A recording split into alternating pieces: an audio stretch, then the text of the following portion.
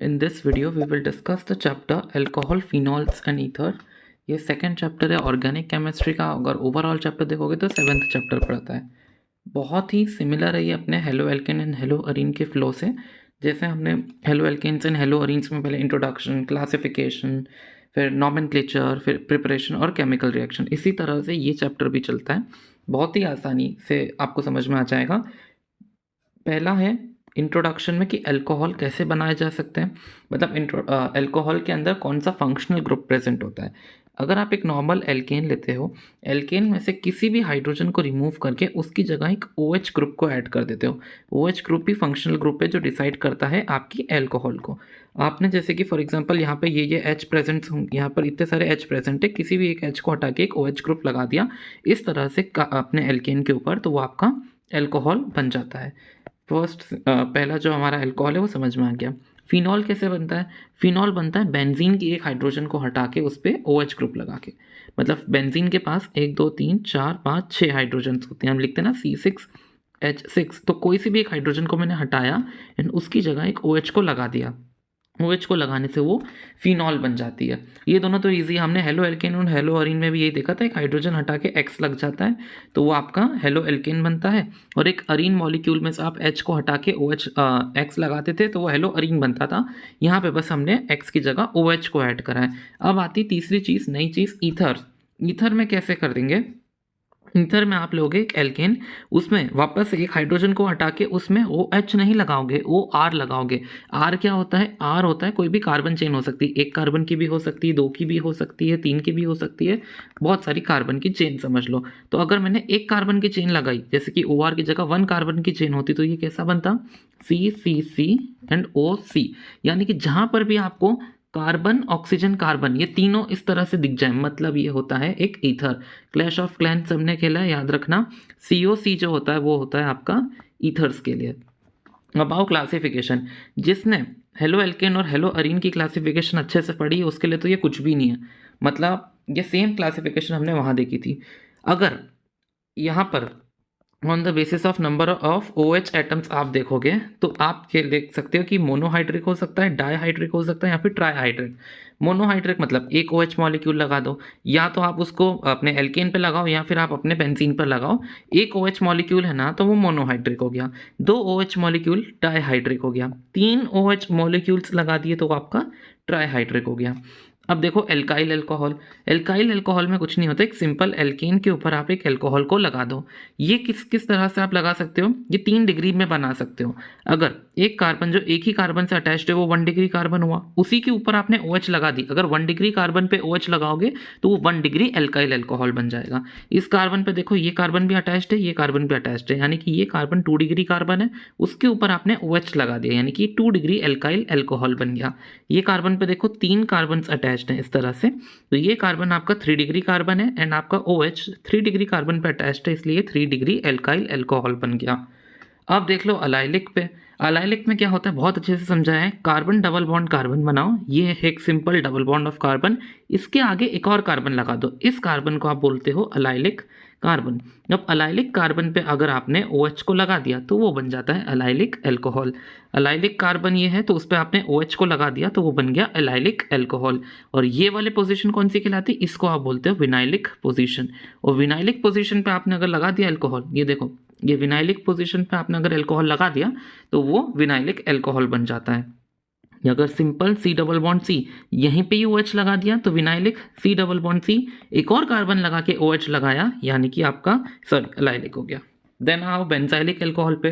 Benzylic alcohol में क्या करना है, एक बेंजीन रिंग बनानी है। बेंजीन रिंग बनाने के बाद एक कार्बन उसमें लगाओ, देन उस पर अपना OH लगा दो, तो ये कहलाता है बेंजाइलिक अल्कोहल। नाउ अगर आपने बेंजीन रिंग के ऊपर डायरेक्टली कोई कार्बन नहीं लगाया, डायरेक्टली अपना OH लगा दिया, तो वो आपका सिंपल अराइल अल्कोहल बन सकता है। या फिर आप इसको, ये वाला कंडीशन आपने सभी ने देखी, इसको आप फिनॉल भी बोलते हो। इस तरह से आपका फिनॉल दिखता है, बेंजीन के ऊपर एक अल्कोहल लगाना। देन आपके जो एलाइलिक और बेंजाइलिक अल्कोहल है ना, ये भी 1 डिग्री 2 डिग्री 3 डिग्री के हो सकते हैं। अगर ये कार्बन पे एक ही अटैच्ड है तो ये 1 डिग्री एलाइलिक अल्कोहल है। अगर मैंने इस कार्बन पे ये कार्बन और लगा दिया होता तो ये देखो ये 2 डिग्री अटैच्ड हो जाता, तो ये 2 डिग्री अल्कोहल बनता।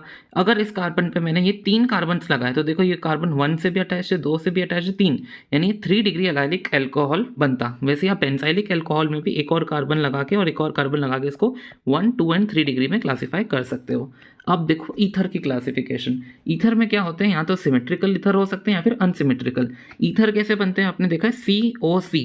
ओके, ये तो मिनिमम होना ही चाहिए। अब आप यहाँ से जो जो आपको लगाना है, अगर आपको यहाँ पर जैसे कि ये आपका COC है, अगर आपको यहाँ पे और C लगाना है C लगा दो, आपको यहाँ पे बेंजीन रिंग लगानी है लगा दो, ठीक है। मिनिमम COC होना चाहिए, इसी को आप ईथर बोलते हो। अब क्योंकि ये O बीच में है, अगर यहाँ वाली साइड और ये वाली साइड अगर सेम हुई तो वो सिमेट्रिकल, और अगर ये आपस में वाली जो साइड होती है वो सिमेट्रिकल नहीं हुई तो अनसिमेट्रिकल। जैसे कि ये एग्जांपल देखो, यहाँ पर भी O के साइड में भी कार्बन है, इस साइड में भी कार्बन है, सिमेट्रिकल। यहाँ O के इस साइड में भी बेंजीन है, इस साइड में भी बेंजीन है, सिमेट्रिकल। लेकिन यहाँ देखो इस O के इस साइड में एक कार्बन है, लेकिन इस साइड में दो दो कार्बन है, यानी कि ये अनसिमेट्रिकल हो गया।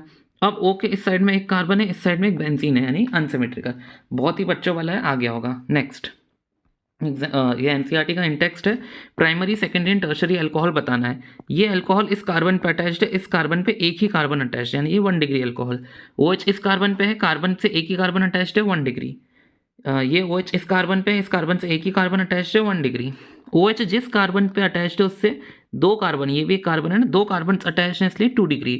देन ये वाला OH इस कार्बन से ये भी अटैच्ड है, ये कार्बन पे अटैच्ड है, यानी कि 2 डिग्री। अब OH इस कार्बन पे अटैच्ड है, ये वाला OH इस कार्बन पे है, ये कार्बन और 3 कार्बन से अटैच्ड है, यानी कि 3 डिग्री।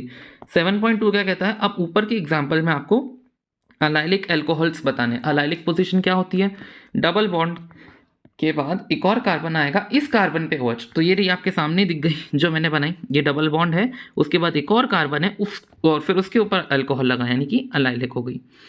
ये वाली पोजीशन बेंजाइलिक कहलाएगी। क्यों, देखो ध्यान से, एक बेंजीन बनी है, बेंजीन के ऊपर एक कार्बन है, देन उस पर OH लगी, यानी कि ये बेंजाइलिक पोजीशन। पूछा नहीं है क्वेश्चन में, फिर भी बता दिया। देन ये वाले पे देखो, इधर कार्बन डबल बॉन्ड कार्बन दिख गया, उसके साइड में एक और कार्बन, देन आपका OH लगा, यानी कि ये भी एलाइलिक हो गया। यहाँ पे तो डबल बॉन्ड ही नहीं आया, इन दोनों पे तो एलाइलिक होने का सवाल ही नहीं उठता। यहाँ हो सकता है क्या, अपना बेंजाइलिक अल्कोहल, यहाँ देखो एक ये बेंजीन रिंग है, उसके ऊपर कार्बन है, इसके ऊपर OH नहीं लगा, अगर इसके ऊपर OH लगता तो बेंजाइलिक होता, ये तो कुछ अलग ही फिर बन गया है। अब आओ नॉमेनक्लेचर पे। नॉमेनक्लेचर में आपको अल्कोहल का भी दिखाता हूँ, फिनॉल का भी दिखाऊंगा और ईथर का भी दिखाऊंगा, तीनों को मैंने अलग अलग क्लासीफाई कर दिया है। अगर आपने हेलो एल्केन और हेलो अरीन का नॉमेनक्लेचर देखा है, वापस से मैं बता दूं तो ये बहुत इजी लगने वाला है, नहीं भी पहली बार नॉमेनक्लेचर पढ़ रहे हो तो आ जाएगा समझ। सिंपल, अगर आपको एल्केन दे रखा है उस पर OH लगा रखा है तो हम कैसे करते हैं नॉमेनक्लेचर, 2 डिग्री प्रीफिक्स लगाते हैं, 1 degree prefix, then word root, then suffix और 2 डिग्री सफिक्स।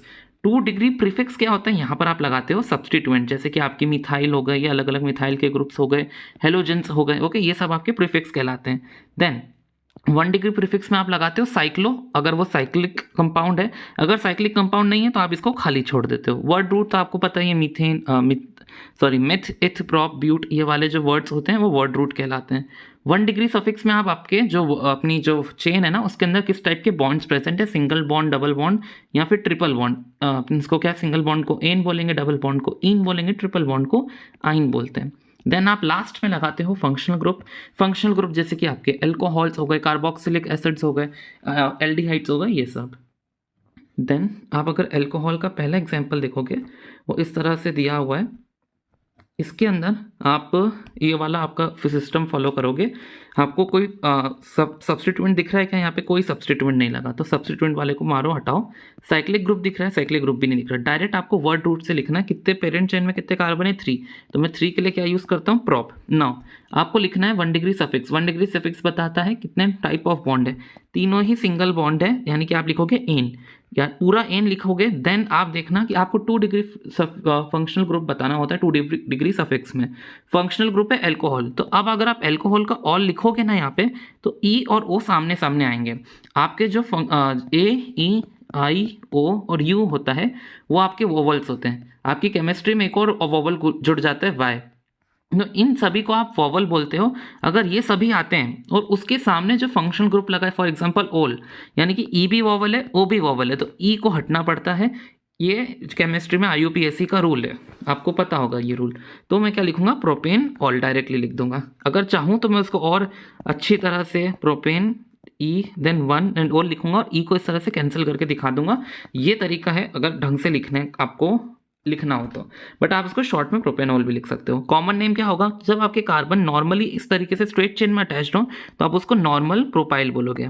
नॉर्मल प्रोपाइल हो सकता है, नॉर्मल ब्यूटाइल।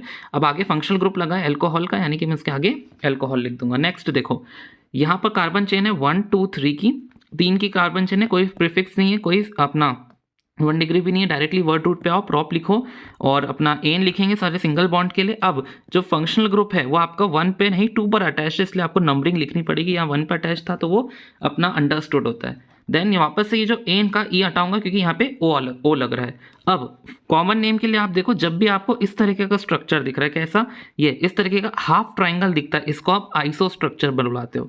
क्या बुलाते हो, आइसो स्ट्रक्चर। अब ये आइसो स्ट्रक्चर कितने कार्बन्स को लेके बना है, 3 कार्बन्स को लेके बना है, यानी कि आप लिखोगे आइसो और 3 कार्बन्स के लिए प्रोपाइल, और है क्या ये, एल्कोहल। नेक्स्ट पे आओ, अगर इसका नॉर्मल नेम लिखना है तो आप देख लो क्या पेरेंट चेन है, 1 2 एंड 3 पेरेंट चेन बन जाएगी। सेकंड पे आपका मिथाइल लगा है तो पहले सब्स्टिट्यूएंट लिखना पड़ता है, क्योंकि आपको दिख ही रहा है पहले सब्स्टिट्यूएंट को इज्जत दी जाती है, तो आप लिखोगे पहले सब्स्टिट्यूएंट 2 मिथाइल। अब आपका सब्स्टिट्यूएंट निपट गया, साइक्लो है ही नहीं तो आप बढ़ो वर्ड रूट पे। पेरेंट चेन ये है, पेरेंट चेन में 3 कार्बन है तो मैंने लिखा प्रॉप, देन आप लिखोगे सफिक्स 1 डिग्री में एन, देन आप लिखोगे फंक्शनल ग्रुप ओल।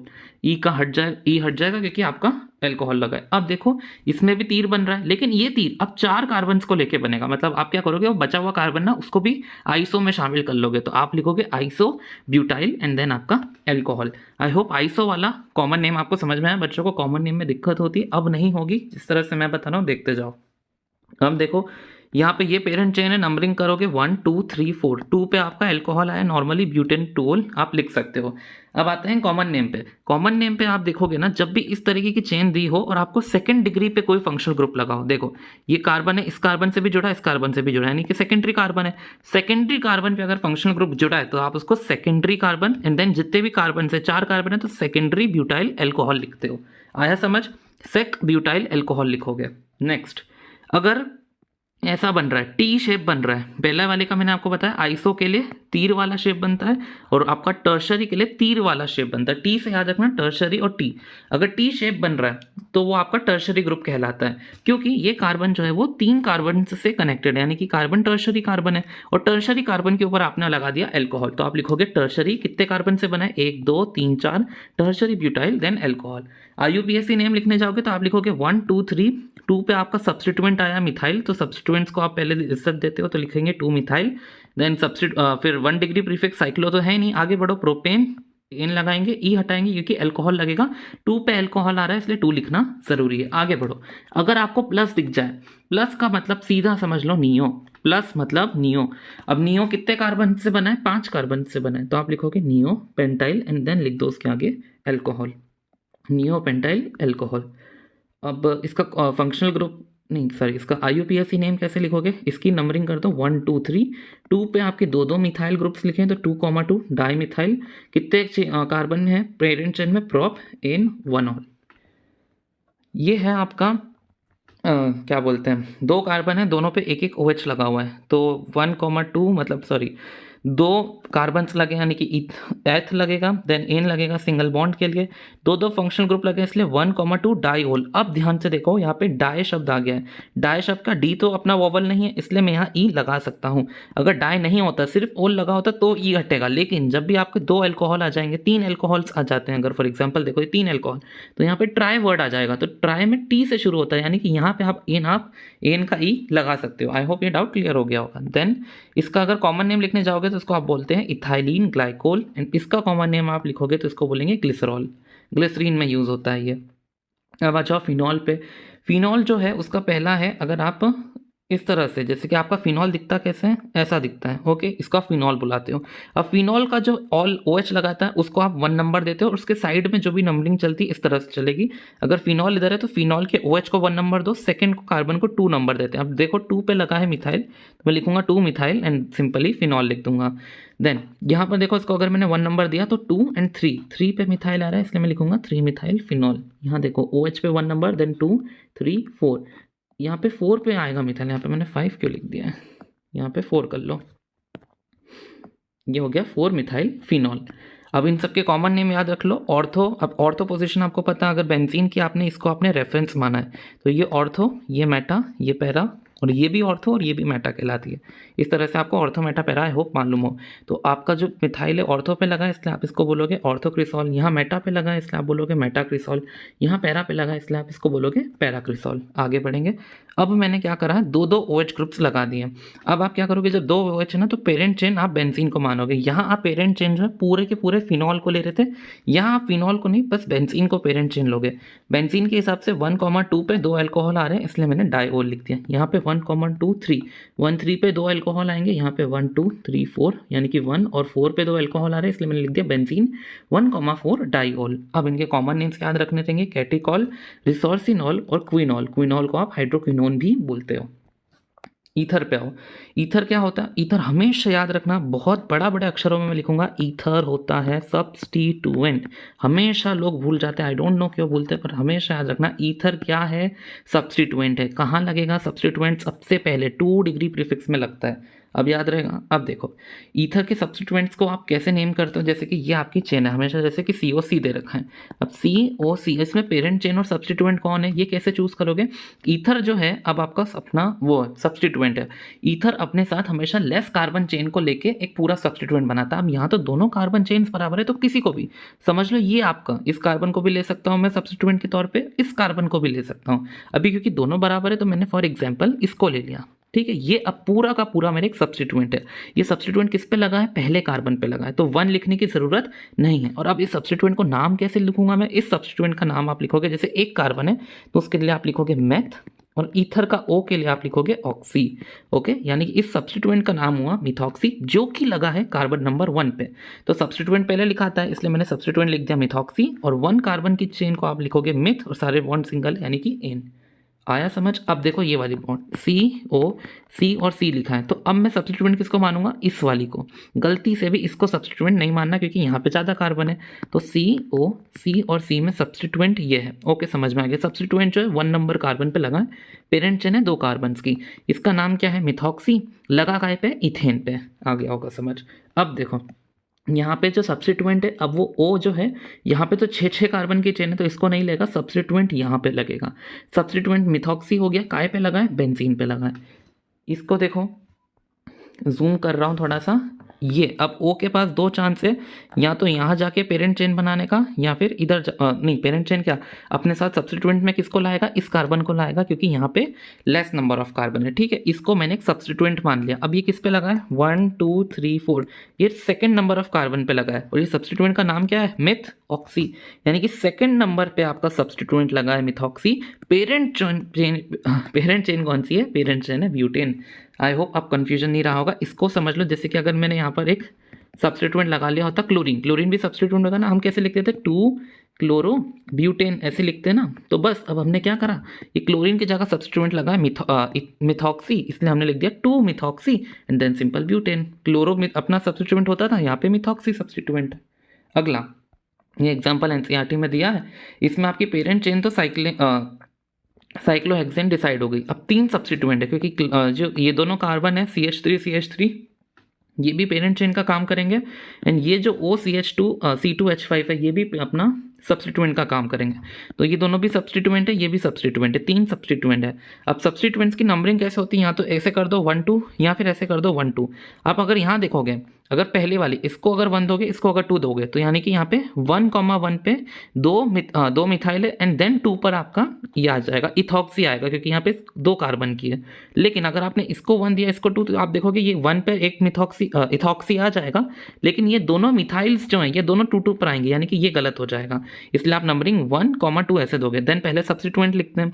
अब सब्स्टिट्यूएंट में भी आपको अपना जो वो होता है उसको क्या बोलते हैं, इस तरह से लिख देंगे 1,1 डायमिथाइल, देन अपना 2 इथॉक्सी एंड देन साइक्लोहेक्सेन। इस तरह से आपने नंबरिंग करके फॉर्म करा।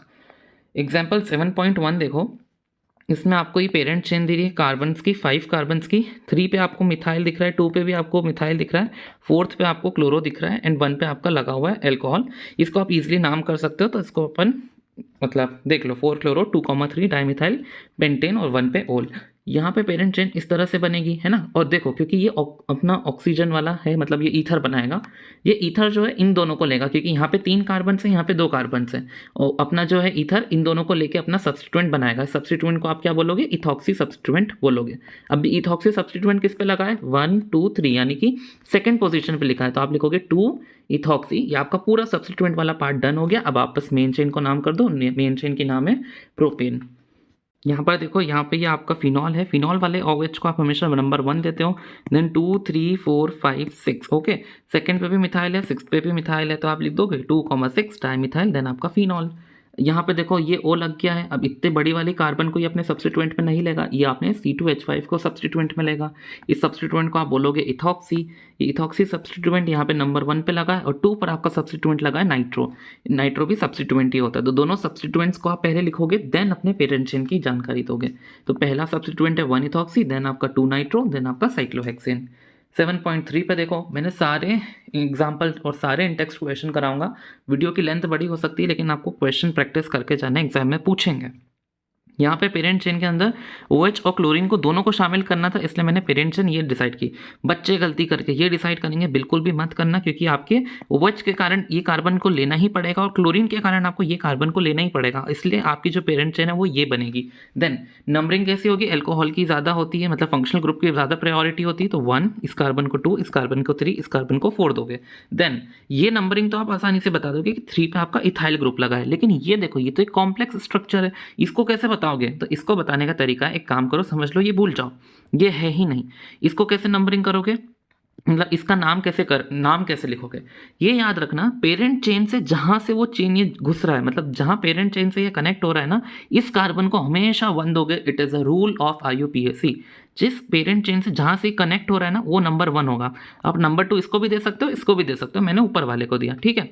अब भूल जाओ कि ये यहाँ पर एग्जिस्ट करता है, ऐसी आपको ऐसा स्ट्रक्चर दिया है, तो आप खुद ही नाम लिख सकते हो इसका। क्या है, 1 पर आपका मिथाइल लगा हुआ है, एंड देन ये जो है वो इथेन है। आप सिर्फ इसको सिंगुलर नाम दो, तो इसका नाम हो जाएगा 1 मिथाइल इथेन।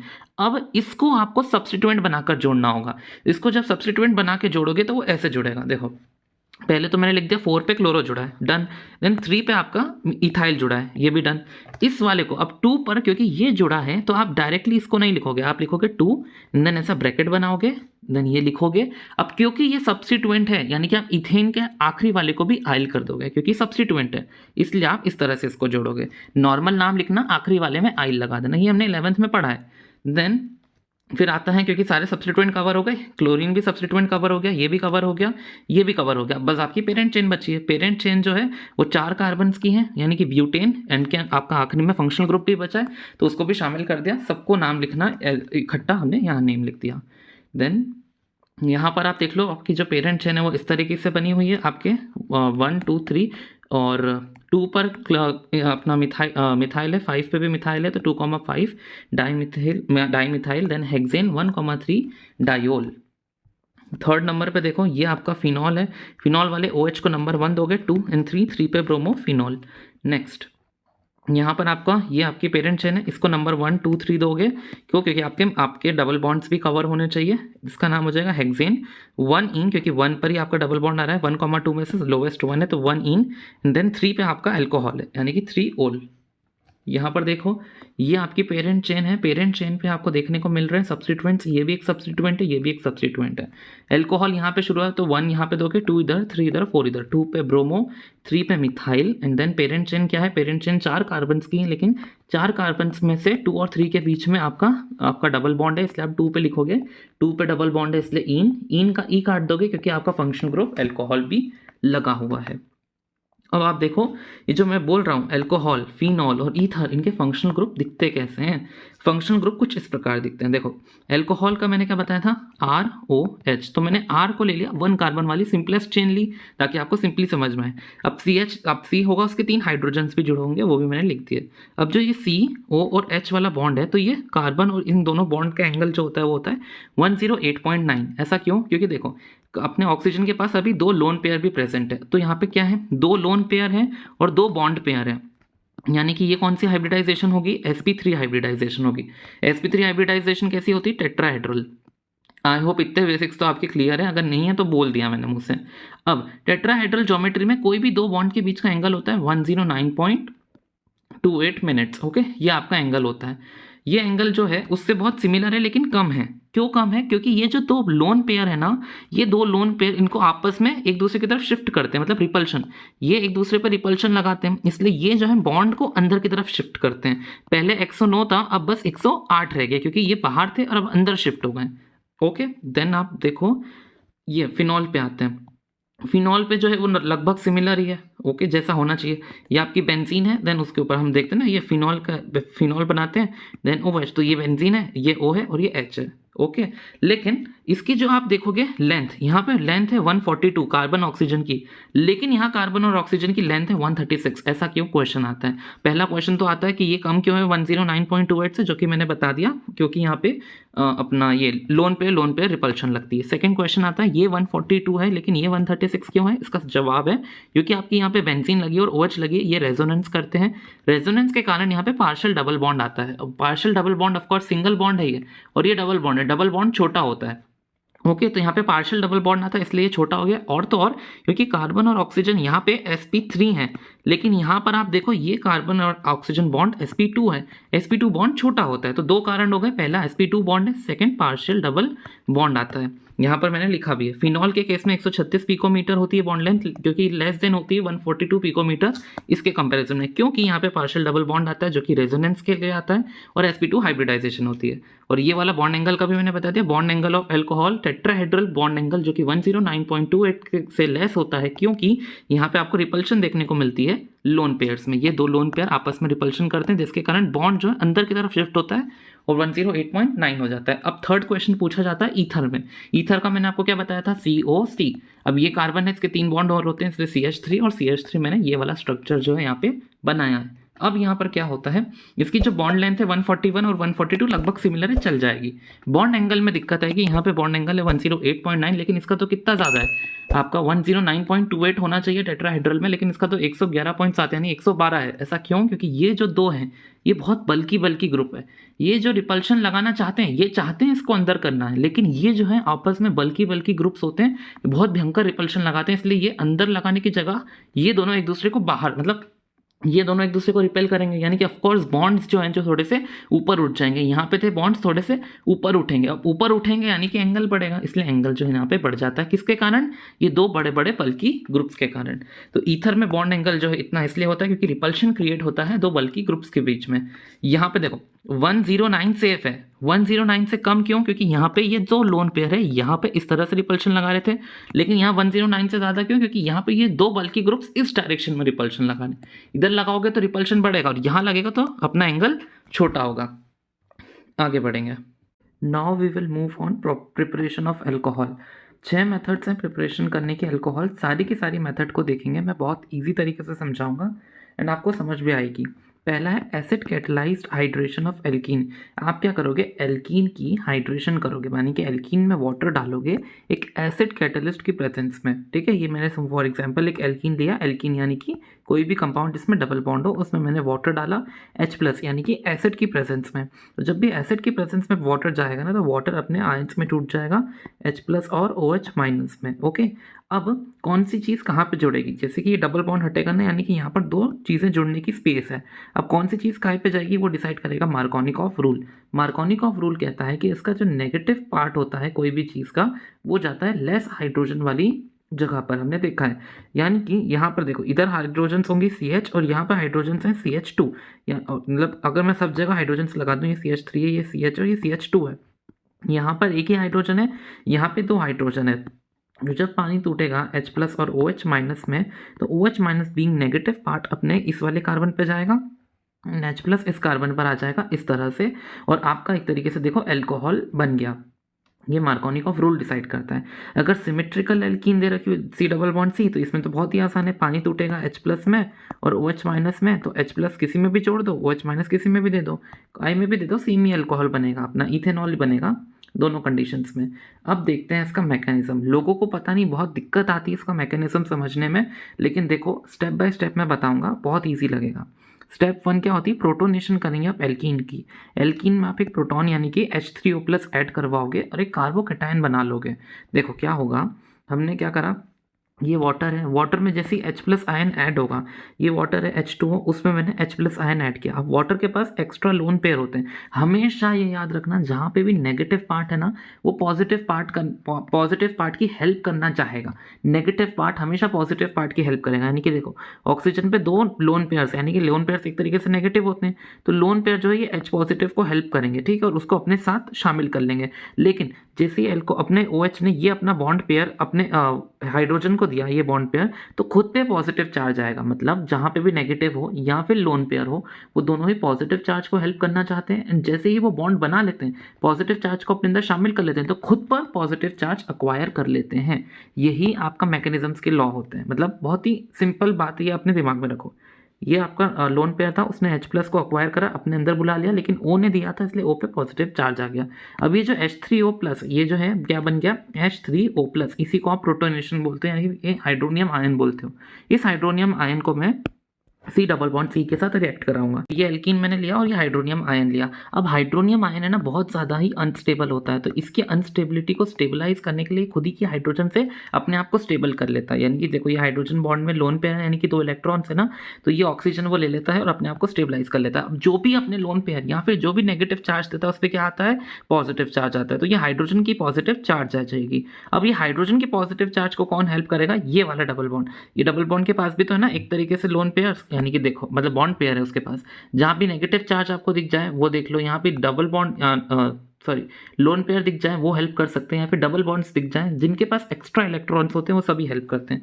तो ये डबल बॉन्ड जो है, ये जो H प्लस है ना, उसकी हेल्प करेगा। ये H ने ऑक्सीजन की हेल्प करी, ऑक्सीजन को न्यूट्रलाइज करा, खुद पे पॉजिटिव चार्ज ले आया। अब इस पॉजिटिव चार्ज को ये डबल बॉन्ड हेल्प करेगा। अब इसने डबल बॉन्ड ने हेल्प करी, यानी कि इन दोनों ही कार्बन में एक को पॉजिटिव चार्ज मिल जाएगा, एक तो ये हाइड्रोजन को अपने साथ ले लेगा, एंड एक पे H प्लस पॉजिटिव चार्ज आ गया। एंड क्योंकि ये जो वाटर है उस पर तो अपना न्यूट्रलाइज हो ही गया, तो आपको वाटर यहाँ पे मिल गया। एक तरीके से यहाँ पे कार्बोकैटायन की फॉर्मेशन हो गई। अब इस कार्बोकैटायन पे मैं वापस से वाटर पे अटैक कराऊंगा, न्यूक्लियोफाइल ऑफ वाटर अटैक करेगा इस कार्बोकैटायन के ऊपर।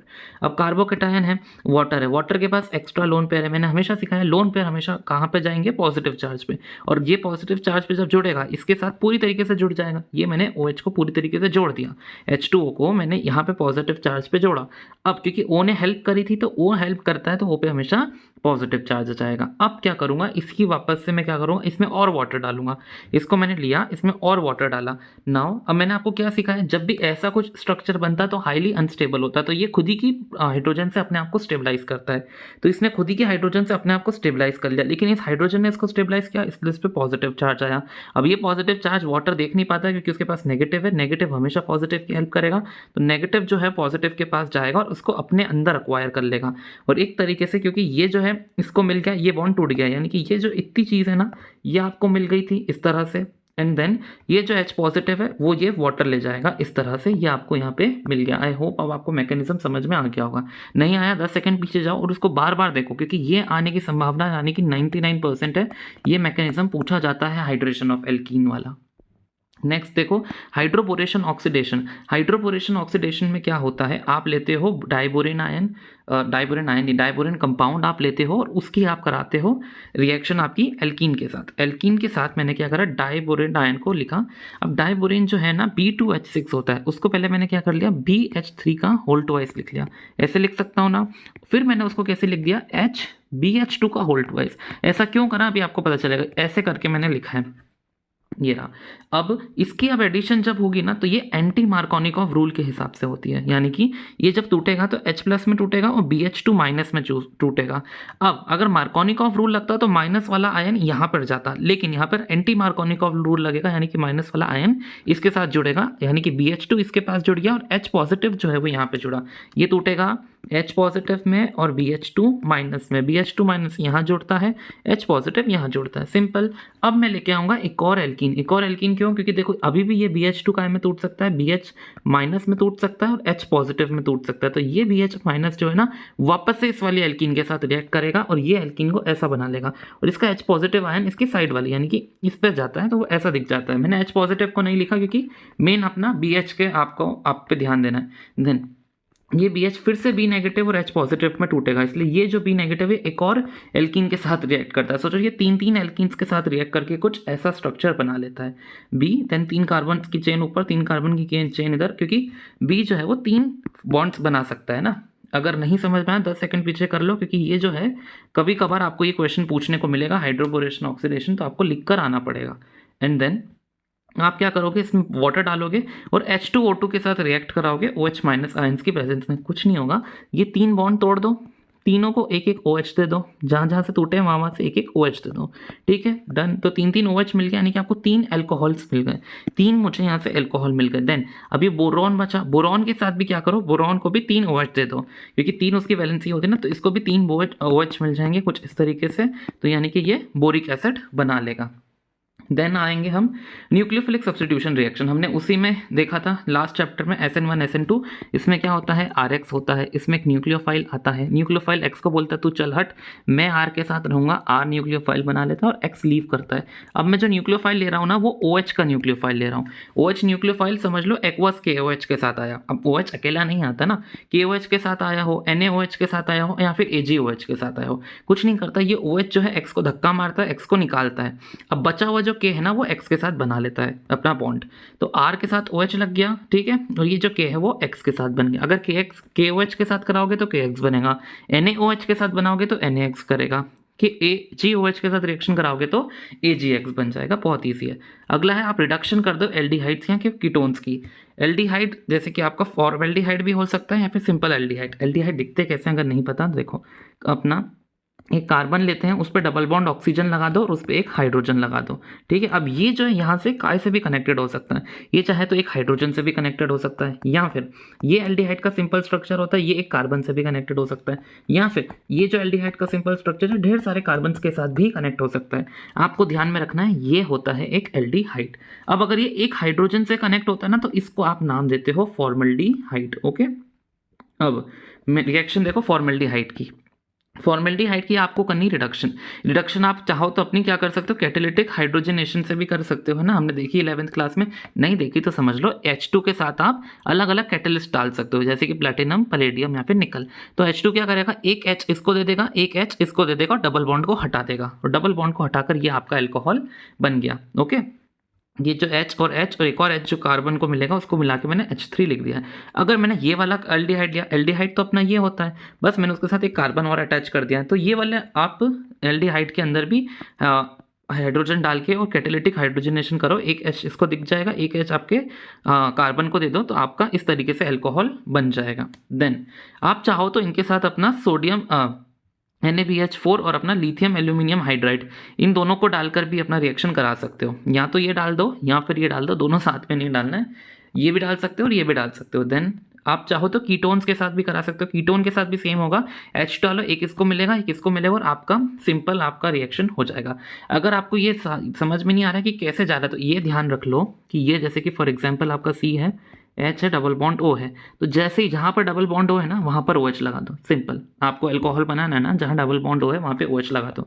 ये लास्ट वाला केस देखो, जैसे कि ये था, तो इसमें हमने क्या करा, यहाँ तो आप ये वाली रिएक्शन कर दो, कैटालिटिक हाइड्रोजनेशन या फिर NaBH4 लिथियम एल्यूमिनियम हाइड्राइड, इन दोनों को डाल के आपको प्रोडक्ट बनाने में अगर दिक्कत आ रही तो प्रोडक्ट में सिंपल जहाँ डबल बॉन्ड O है ना वहाँ पर OH लगा दो, आपका एल्कोहल बन जाएगा। तो कार्बोक्सिलिक एसिड या फिर एस्टर से बनाना। कार्बोक्सिलिक एसिड से कैसे बनाओगे? कार्बोक्सिलिक एसिड ये रहा, उसमें डालो लिथियम एल्यूमिनियम हाइड्राइड और सेकंड स्टेप में डाल दो वाटर। ओके, ये रिएजेंट्स याद करना। देन बस कुछ मत करना, डबल बॉन्ड ओ हटा दो, ऑक्सीजन हटा दो इसकी, ये जो है ना एज इट इज आपका एल्कोहल मिल जाएगा। लेकिन लिथियम एल्यूमिनियम हाइड्राइड जो होता है ना थोड़ा सा एक्सपेंसिव होता है, और इसके लेकिन एक्सपेंसिव है, एक्सपेंसिव चीज़ें ही आपको अच्छी यील्ड देती है, और उल्टा ये वाला भी अपना हाइड्रोपोरेशन ऑक्सीडेशन वाला भी एक्सीलेंट यील्ड देता है। नेक्स्ट, अगर आप चाहो तो एस्टर से भी बना सकते हो। एस्टर कैसे बनेगा? पहले कार्बोक्सिलिक एसिड से एस्टर बनाओ। कार्बोक्सिलिक एसिड में आपको पता ही है, हमने 10th में भी देखी है, कार्बोक्सिलिक एसिड में अल्कोहल डाल दो एसिडिक मीडियम में तो आपका एस्टर बन जाता है। एस्टर कैसा दिखता है नहीं मालूम, बता देता हूँ। ये देखो, पहले आप मैं चीज़ें बता देता हूँ जो जो हमने पढ़ रखी। ये आपका ईथर है, ईथर समझ में आ गया। ये आपका एल्डिहाइड है, एल्डिहाइड समझ में आ गया। ये आपका कीटोन है, सी सी सी पे डबल बॉन्ड, कीटोन समझ में आ गया। अब देखो कार्बोक्सिलिक एसिड कैसा है, ये आपका कार्बोक्सिलिक एसिड है। अब आपका एस्टर कैसा होता है? एस्टर दिखता है सी सी डबल बॉन्ड ओ होगा, एक और ओ होगा, और यहाँ पर भी सी की चेन, यानी कि ऐसा स्ट्रक्चर होना चाहिए, यहाँ पे भी कार्बन की चेन, यहाँ पे भी कार्बन की चेन। कैसा? ऐसा स्ट्रक्चर होना चाहिए, इधर भी कार्बन की चेन, इधर भी कार्बन की चेन। ओके, ये आपका एस्टर होता है। तो फॉर एग्जांपल ये मैंने एस्टर बना लिया, ये रहा सी डबल बॉन्ड ओ, यहाँ पे भी आर की चेन, यहाँ पे भी आर की चेन। आर मतलब आपको पता है कार्बन चेन। अब इसकी करा दो H2 के साथ H2 के साथ कैटालिटिक हाइड्रोजिनेशन। सिंपल, एक बार ये हटा दो और ये वाला प्रोडक्ट बन गया। एंड देन आपकी ये जो आर डैश वाला है ना, आर डैश के साथ भी एक एल्कोहल को बना दो। सिंपल सी बात है, एक हाइड्रोजन इसके पास चला गया, एक हाइड्रोजन इसके पास चला गया, इसलिए आपके पास दो दो एल्कोहल बन गए। ये एक कमर्शियल मेथड होती है जिससे भी आप बहुत सारे एल्कोहल बना सकते हो। लास्ट ग्रिग्नार्ड रिएजेंट है, बहुत बहुत बहुत इंपॉर्टेंट है। ग्रिग्नार्ड रिएजेंट से कैसे बनेगा? ग्रिग्नार्ड रिएजेंट के लिए वापस से आप अपना कोई भी ले सकते हो, या तो एल्डिहाइड ले लो या फिर अपना कीटोन ले लो। एल्डिहाइड और कीटोन को साथ में आप ऐसे लिख सकते हो, क्यों? जैसे कि फॉर एग्जांपल ये मेरा इस तरह से लिखा हुआ है ना। अगर मेरे को एल्डिहाइड बनाना है तो मैं दोनों जगह H ले सकता हूँ, या फिर एक जगह कार्बन लेके एक जगह H ले सकता हूँ। ये दोनों ही एल्डिहाइड्स कहलाते हैं, क्योंकि ये फॉर्मेल्डिहाइड है और ये आपका सिंपल एल्डिहाइड है ना। उसको थोड़ा सा टेढ़ा करके देखो, आपको दिख जाएगा। या फिर अगर मैं दोनों ही जगह, ये कार्बन की दो जगह एम्प्टी थी ना, दोनों जगह कार्बन ले लूँ और यहाँ पे डबल बॉन्ड O लगा दूँ, तो यानी कि ये आपका कीटोन बन गया। अगर आपको एल्डिहाइड और कीटोन्स को साथ में दिखाना है तो ऐसे दिखा सकते हो। ओके, नाउ अब एल्डिहाइड या कीटोन्स में RMgX डाल दिया। RMgX क्या होगा? आपका ग्रिग्नार्ड रिएजेंट। आपको पता है कार्बन पे पार्शियल पॉजिटिव चार्ज आता है, ऑक्सीजन में पार्शियल नेगेटिव, और ग्रिग्नार्ड रिएजेंट में R पे नेगेटिव चार्ज होता है, MgX पे पॉजिटिव। तो नेगेटिव को जोड़ दो इस पॉजिटिव के साथ, तो मैंने क्या करा, ये पॉजिटिव के साथ आपका R को जोड़ दिया, और MgX को मैंने जोड़ दिया ऑक्सीजन के साथ, और MgX को ऑक्सीजन के साथ जोड़ दिया, एक एडक्ट की फॉर्मेशन हो गई। अब ये तो अल्कोहल जैसा कहीं से कहीं तक नहीं लग रहा, तो इसमें क्या करो, वाटर डाल दो। वाटर डालने से वाटर में क्या होते हैं? H और OH। H जो है इसको दे दो, और ये जो MgX को हटाओ यहाँ से, MgX जो है वो OH के साथ रिएक्ट करके MgOHX बना लेगा, और H जो यहाँ पर लगा है उसके कारण आपका एल्कोहल बन जाएगा।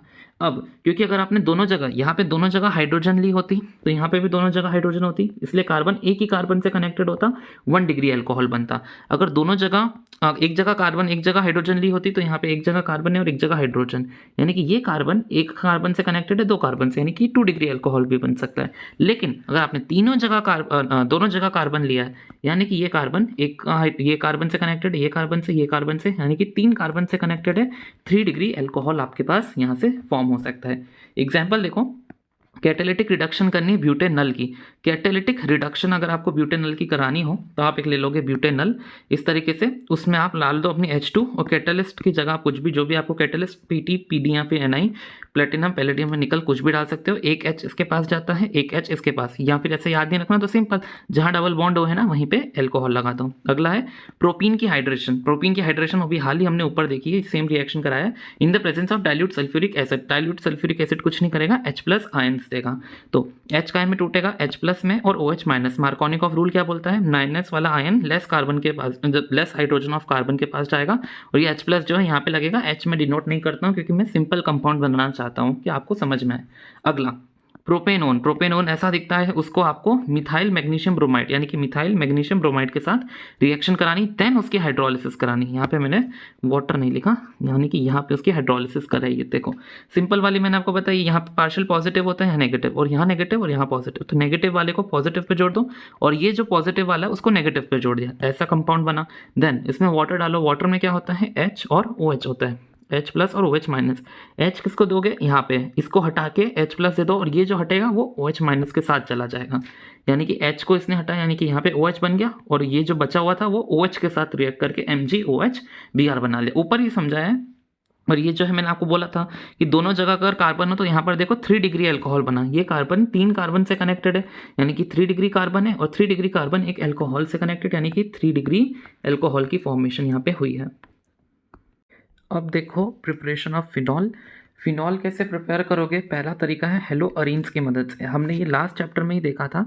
ये हेलो अरीन में से अगर आपको फिनॉल बनाना है तो अगर आपको ये क्लोरीन को हटाकर न्यूक्लियोफिलिक सब्स्टिट्यूशन करनी पड़ेगी। न्यूक्लियोफाइल आएगा कहाँ से, NaOH में से आएगा। OH के अंदर OH नेगेटिव न्यूक्लियोफाइल आता है तो वो क्लोरीन के Cl को सब्स्टिट्यूट कर देगा।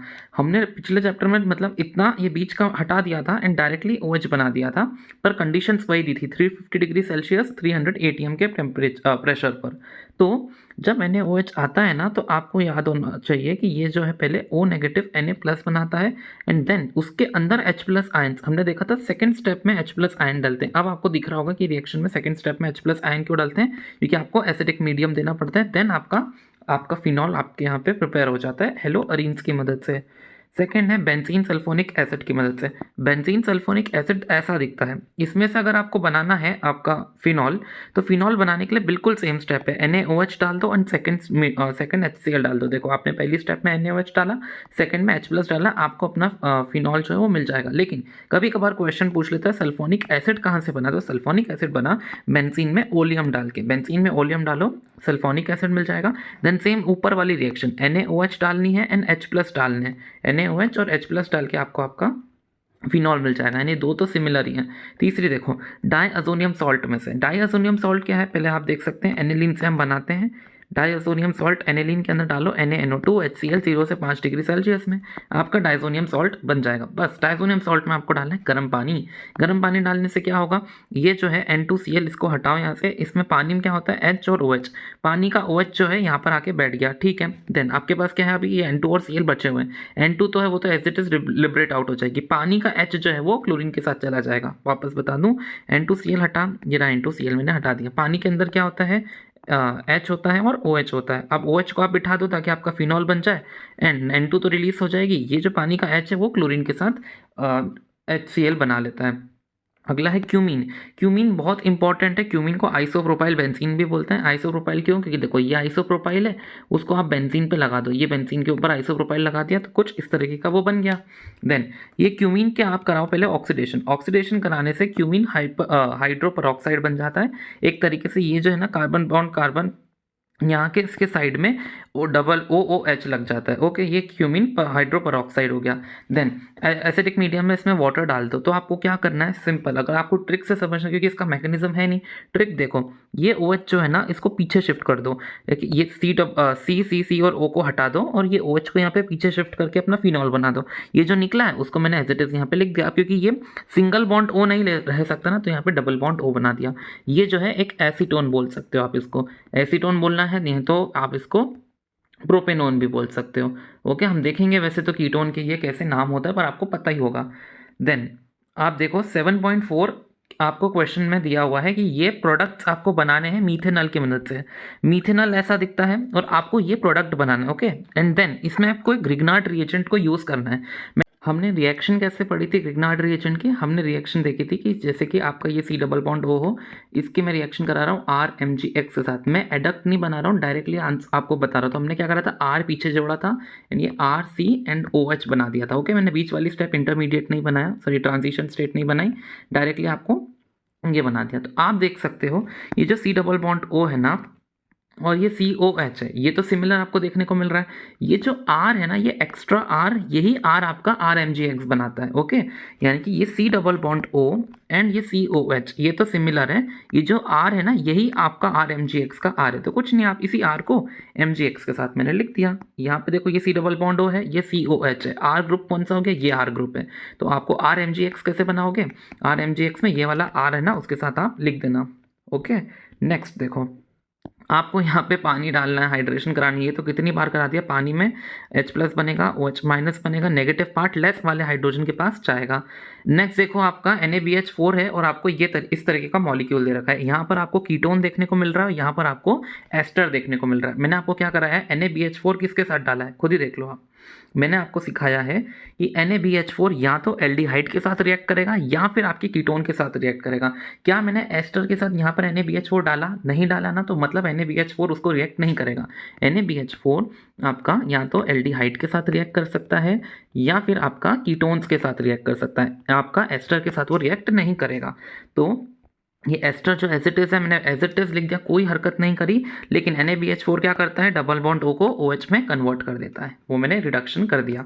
अगली स्टेप देखो, NaBH4 क्या सिखाया है, एल्डिहाइड को करेगा, कीटोन को करेगा। ये रहा एल्डिहाइड, एल्डिहाइड ग्रुप को CHO भी लिख सकते हैं। और अगर आपको ऐसा CHO समझ नहीं आ रहा तो समझ लो ऐसा लिखा होगा, यहाँ पे डबल बॉन्ड O एंड यहाँ पे ऐसी हाइड्रोजन, इसको भी आप ऐसे लिख सकते हो। तो ये वाली जो डबल बॉन्ड O है ना, उसी को मैंने OH में कन्वर्ट कर दिया। अब आओ फिजिकल प्रॉपर्टी पे। फिजिकल प्रॉपर्टीज काय की होती है, एक तो बॉइलिंग पॉइंट होगी और एक सॉल्युबिलिटी होगी। आपने पिछले चैप्टर में पढ़ा है, बॉइलिंग पॉइंट डायरेक्टली प्रोपोर्शनल होती है मॉलिक्यूलर मास के, क्योंकि मॉलिक्यूलर मास बढ़ता है तो वॉन डेर वाल फोर्सेस बढ़ती है। Second, boiling point inversely proportional होता है ब्रांचिंग के, क्यों, क्योंकि ब्रांचिंग से सरफेस एरिया कम होता है। अगला, ये ऑर्डर आपको ध्यान में रखना है, क्या है कि अल्कोहल जो है, ईथर, हेलो एल्केन या फिर हाइड्रोकार्बन, कुछ भी ले लो, सबसे ज़्यादा बॉइलिंग पॉइंट उसी का होता है। ऐसा क्यों, क्योंकि अल्कोहल्स बनाते हैं आपके हाइड्रोजन बॉन्डिंग। जैसे कि ये एक अल्कोहल है ROH और ये दूसरा अल्कोहल है ROH। तो क्या है, ये O और ये H हाइड्रोजन बॉन्डिंग बनाएगा और ये O और ये H हाइड्रोजन बॉन्डिंग बनाएगा।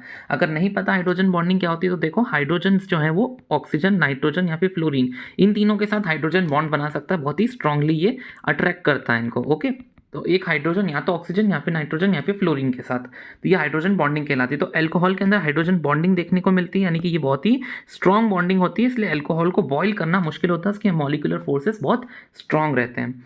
अब सॉल्युबिलिटी देखो, अब क्योंकि मैंने खुद ही बता दिया अल्कोहल हाइड्रोजन बॉन्डिंग बना सकता है, तो पानी में सॉल्युबल होने का क्या क्राइटेरिया होता है, किसी भी चीज़ को अगर पानी में सॉल्युबल होना है ना, तो उसको पानी के साथ हाइड्रोजन बॉन्डिंग बनानी चाहिए।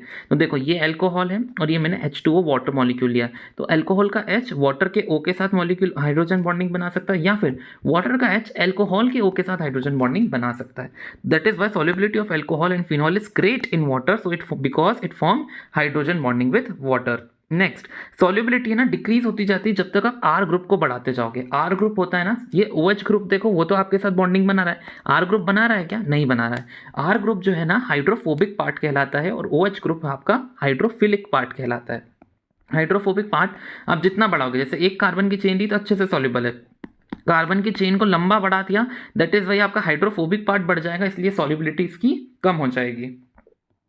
अगला देखो, बॉइलिंग पॉइंट ऑर्डर पूछा है, ये वाले ABCDEF दे रखे हैं। आपको पता है कार्बन के बढ़ने से आपका जो मॉलिक्यूलर मास बढ़ता है, मॉलिक्यूलर मास बढ़ने से बॉइलिंग पॉइंट बढ़ता है, और आपको इंक्रीजिंग ऑर्डर पता है, यहाँ पर एक ही कार्बन है इसलिए सबसे कम हो जाएगा, then 2 carbon, then 3 carbon, then 4। अब 4 में देखो आपकी ब्रांचिंग एक में है, एक में नहीं है, तो जिसमें ब्रांचिंग है वो कम होगा, जिसमें ब्रांचिंग होती है वो आपकी बॉइलिंग पॉइंट को कम करता है। मैंने आपको इन्वर्सली प्रोपोर्शनल बताया, तो ब्रांचिंग वाला C कम होगा, देन B आएगा, देन सबसे ज़्यादा क्योंकि A है वो आ जाएगा। अगला देखो, पेंटेनॉल दे रखा है, ब्यूटेन दे रखा है, पेंटेनल दे रखा है, इथॉक्सी इथेन दे रखा है। आपको पता होना चाहिए अल्कोहल का सबसे ज़्यादा, देन आता है एल्डिहाइड, देन आता है ईथर, देन आएगा आपका हेलो एल्केन एंड देन आएगा आपका हाइड्रोकार्बन्स। हाइड्रोकार्बन्स जैसे कि ये सिंपल ब्यूटेन। तो मैंने क्या सिखाया, अल्कोहल का सबसे ज़्यादा होता है, देन आपका एल्डिहाइड का होता है, देन आपका ईथर का होता है, लास्ट में आपका हाइड्रोकार्बन आएगा। अब आओ आप एसिडिटी पे, सबसे ज़्यादा कंफ्यूजन होता है क्या है ये एसिडिटी, और अमीन्स में आएगी बेसिसिटी। एसिडिटी सिंपल सी बात है कि -I इफेक्ट को दिखाती है, जो -I इफेक्ट दिखाएगा उसकी एसिडिटी ज़्यादा होगी, और जो +I इफेक्ट दिखाएगा उसकी एसिडिटी कम होगी। कुछ समझ नहीं आया होगा मुझे पता है, इसलिए देखो एसिडिटी क्या होगा, एसिडिटी का मतलब होता है जो H+ आयंस रिलीज करे। H+ आयन आपको पता ही है, जो जैसे कि ROH है, ओके, उसमें से H को हटा के अगर O इसका नेगेटिव ले लेता है, O- बन जाए और H पॉजिटिव वो निकाल देता है। ROH इस तरह से आपका अल्कोहल होता है ना, ये डबल बॉन्ड आपका अल्कोहल ले ले, नेगेटिव आयन ले ले और H पॉजिटिव बना के H पॉजिटिव को भगा दे यहाँ से, जो H पॉजिटिव निकालता है वो एसिडिक कहलाता है। सिंपल। अब ये जो है OH ऐसा करता ही क्यों है, पहले खुद सोचो। R O और H है ना, OH वो जो ऑक्सीजन है ना उसको चाहिए इलेक्ट्रॉन्स, उसको चाहिए नेगेटिविटी, इलेक्ट्रोनेगेटिव एलिमेंट होता है इसलिए इसको इलेक्ट्रॉन्स पसंद होते हैं। तो ये क्या करता है, ये हाइड्रोजन बेचारा गरीब इससे उसके इलेक्ट्रॉन छीन लेता है एंड हाइड्रोजन को बोलता है तो यहाँ से भग। क्यों? क्योंकि ऑक्सीजन को पसंद है इलेक्ट्रॉन, क्योंकि ये इलेक्ट्रोनेगेटिव एलिमेंट है। ठीक है, अब ऑक्सीजन क्या है, उसको चाहिए इलेक्ट्रॉन्स। लेकिन अगर तुम उसको साथ में कोई ऐसा एलिमेंट लगा दो या ऐसा ग्रुप लगा दो जो उसको इलेक्ट्रॉन्स देता हो, जैसे कि ये ऑक्सीजन है, इसके साथ मैंने एक ऐसी चीज लगा दी जो इसको पहले से इलेक्ट्रॉन दे रही है, तो क्या वो हाइड्रोजन से छीनेगा? नहीं छीनेगा, क्योंकि उसको पहले से ही मिल रहा है या दे तो रहा है ये पहले से उसको इलेक्ट्रॉन, तो ये उससे नहीं छीनेगा, उसको रहने देगा। लेकिन अगर मैंने ऑक्सीजन के पास ऐसा एलिमेंट लगा दिया जो उसके भी इलेक्ट्रॉन छीन रहा है, तो ऑक्सीजन तो और उतावला हो जाएगा हाइड्रोजन से उसके इलेक्ट्रॉन छीनने के लिए। ठीक है, अब समझ में आया? ऑक्सीजन को चाहिए इलेक्ट्रॉन्स, वो हाइड्रोजन से लेता है इसलिए वो O नेगेटिव बना लेता है और H पॉजिटिव बना के हाइड्रोजन को रिलीज करता है। अगर मैंने ऑक्सीजन के पास एक ऐसी चीज लगा दी जो उसको पहले से ही अपना, जैसे R नहीं X लगा दिया फॉर एग्जाम्पल, ये X हेलोजन नहीं है ना, कुछ अजीब सी चीज मैंने लिया, तो ये X जो है उसको पहले से ही आपका वो दे रहा है, क्या बोलते हैं, इलेक्ट्रॉन्स दे रहा है, तो वो हाइड्रोजन से नहीं लेगा, हाइड्रोजन को शांति से रहने देगा और H पॉजिटिव नहीं रिलीज करेगा। और अगर कोई चीज़ H पॉजिटिव नहीं रिलीज कर रही है यानी कि उसकी एसिडिटी कम हो रही है ना, देन मैंने सेकंड केस बताया था जब ऑक्सीजन से भी कोई अपना इलेक्ट्रॉन डेंसिटी छीन रहा हो। इलेक्ट्रॉन्स अगर ऑक्सीजन से भी छीनोगे तो ऑक्सीजन तो और इलेक्ट्रोनेगेटिव एलिमेंट है, पागल हो जाएगा वो तो हाइड्रोजन से, फिर उसके इलेक्ट्रॉन्स छीन कर अपने आप को नेगेटिव बनाने की पूरा संभावना करेगा और पॉजिटिव बनाकर उसको निकालेगा, यानी कि एसिडिटी बढ़ा देंगे। ओके, तो ये जो अलग अलग दो सिनेरियो बताए ना मैंने, वही कहलाते हैं नेगेटिव आई इफेक्ट और पॉजिटिव आई इफेक्ट। अब इलेक्ट्रॉन विदड्रॉइंग ग्रुप कौन से होते हैं? वही वाले जो ऑक्सीजन से छीनते हैं, यानी कि NO2 बोल दो, X बोल दो या फिर OH, ये सभी के सभी इलेक्ट्रॉन विथड्रॉइंग ग्रुप होते हैं जो ऑक्सीजन से भी उसकी इलेक्ट्रॉन डेंसिटी खींचते हैं। जैसे कि अगर मैंने ये ऑक्सीजन है उसके साथ में यहाँ पे कुछ भी X लगाया है फॉर एग्जांपल, नहीं डायरेक्टली ऑक्सीजन पे X नहीं लगेगा, ऑक्सीजन के साइड में कार्बन है उसके पास में मैंने X लगाया है एंड ये हाइड्रोजन है, तो क्या करेगा, X जो है इलेक्ट्रॉन डेंसिटी खींचता है तो ऑक्सीजन से भी इलेक्ट्रॉन डेंसिटी जाएगी, इलेक्ट्रॉन से दूर जा रही तो बेचारा क्या करेगा, उसको तो इलेक्ट्रॉन पसंद है, वो H से अपनी इलेक्ट्रॉन्स लेगा और H पॉजिटिव को रिलीज करा देगा। सेकंड एग्जांपल देखो प्लस आई इफेक्ट का, जैसे कि जो R ग्रुप्स कॉज करते हैं, R ग्रुप का अगर मैंने कार्बन के पार्ट्स में लगाया और ये मैंने OH लगाया, R ग्रुप क्या करेंगे, इलेक्ट्रॉन डेंसिटी देंगे, R डेंसिटी पहुंचते पहुंचते ऑक्सीजन के पास भी पहुंच गई, तो ऑक्सीजन के पास तो आ रहा है ना इलेक्ट्रॉन, तो बेचारे को नहीं खींचेगा उससे हाइड्रोजन से, तो हाइड्रोजन को अगर वो रिलीज नहीं करेगा यानी कि यहाँ पर एसिडिटी कम होगी, क्योंकि मैं तो चाहता हूँ कि हाइड्रोजन H प्लस रिलीज हो तभी एसिडिटी कहलाती है, तो H प्लस जब रिलीज होता है तो यहाँ पर एसिडिटी बढ़ती है, नीचे वाले केस में एसिडिटी घटती है। तो I बढ़ा रहा है तो डायरेक्टली प्रोपोर्शनल टू I, और प्लस I घटा रहा है तो inversely proportional two plus I। अब आपको समझ आ गया होगा। ये देखो 3 केस मैंने लिए, 1 डिग्री 2 डिग्री और 3 डिग्री के। यहाँ पर एक R है जो पहले ही ऑक्सीजन की फुलफिल कर रहा है, यहाँ पर दो R हैं जो ऑक्सीजन को और अच्छे से इलेक्ट्रॉन दे रहे हैं और उसकी इच्छा नहीं होगी हाइड्रोजन से लेने की इलेक्ट्रॉन। थर्ड है यहाँ पे 3 R मैंने लगा दिए जो ऑक्सीजन को पहले इलेक्ट्रॉन दे के उसको फुलफिल कर रहे हैं, इसके कारण हाइड्रोजन से वो और कम H प्लस निकालने की बात करेगा, यानी कि सबसे ज़्यादा H प्लस इसमें निकलेगा, देन इसमें H प्लस ही डिसाइड करता है आपकी एसिडिटी को। ओके, तो आपको ऑर्डर आप समझ में आ रहा होगा। अगला देखो, एक अगर मैं ROH लूँ सिंपल एल्कोहल और एक वाटर लूँ, तो आप एल्कोहल में देखो ऑक्सीजन को R जो है वो उसकी फुलफिल कर देगा नेगेटिविटी, इसलिए वो H प्लस रिलीज नहीं करेगा इसलिए इसकी एसिडिटी घट जाएगी। लेकिन HOH में देखो कोई भी R नहीं है, यानी कि ऑक्सीजन पूरी कोशिश करेगा H से अपना नेगेटिव लेने की, OH माइनस और H पॉजिटिव बना देगा। ओके, इसलिए H पॉजिटिव बनाएगा, इसलिए एसिडिटी इसकी मैंने बढ़ा दी। एसिडिटी का क्या फैक्टर होता है, H प्लस जो निकालेगा उसकी एसिडिटी बढ़ेगी और H प्लस जो नहीं निकालेगा उसकी एसिडिटी घटेगी। H प्लस बढ़ाने के लिए मैं क्या करूँगा, ऑक्सीजन से उसके इलेक्ट्रॉन्स छीनूंगा ताकि वो हाइड्रोजन से अपने इलेक्ट्रॉन्स ले, एंड अपनी अगर एसिडिटी घटानी हो तो मैं ऑक्सीजन को इलेक्ट्रॉन दूंगा तो वो हाइड्रोजन से नहीं लेगा, इसलिए H प्लस रिलीज नहीं करेगा। मैं बार बार इसलिए बता रहा हूँ ताकि याद हो जाए। फिनॉल्स में देखो, फिनॉल की जो है ना आपकी एसिडिटी वो अल्कोहल से ज़्यादा होती है। ऐसा क्यों? क्योंकि फिनॉल में आप देखोगे फिनॉक्साइड आयन बनता है। फिनॉक्साइड, जैसे कि मैंने इसका H प्लस निकाला तो ये फिनॉल पे ऊपर O माइनस आयन बन गया ना, इसको आप फिनॉक्साइड आयन बोलते हो। मैंने इसका H प्लस निकाला तो ये फिनॉक्साइड आयन बनता है। और अगर अल्कोहल में से ये H प्लस मैंने निकाला, ये H प्लस को हटा दिया मैंने, तो इस पे नेगेटिव साइन आएगा, तो इसको आप बुलाते हो एल्कोक्साइड आयन।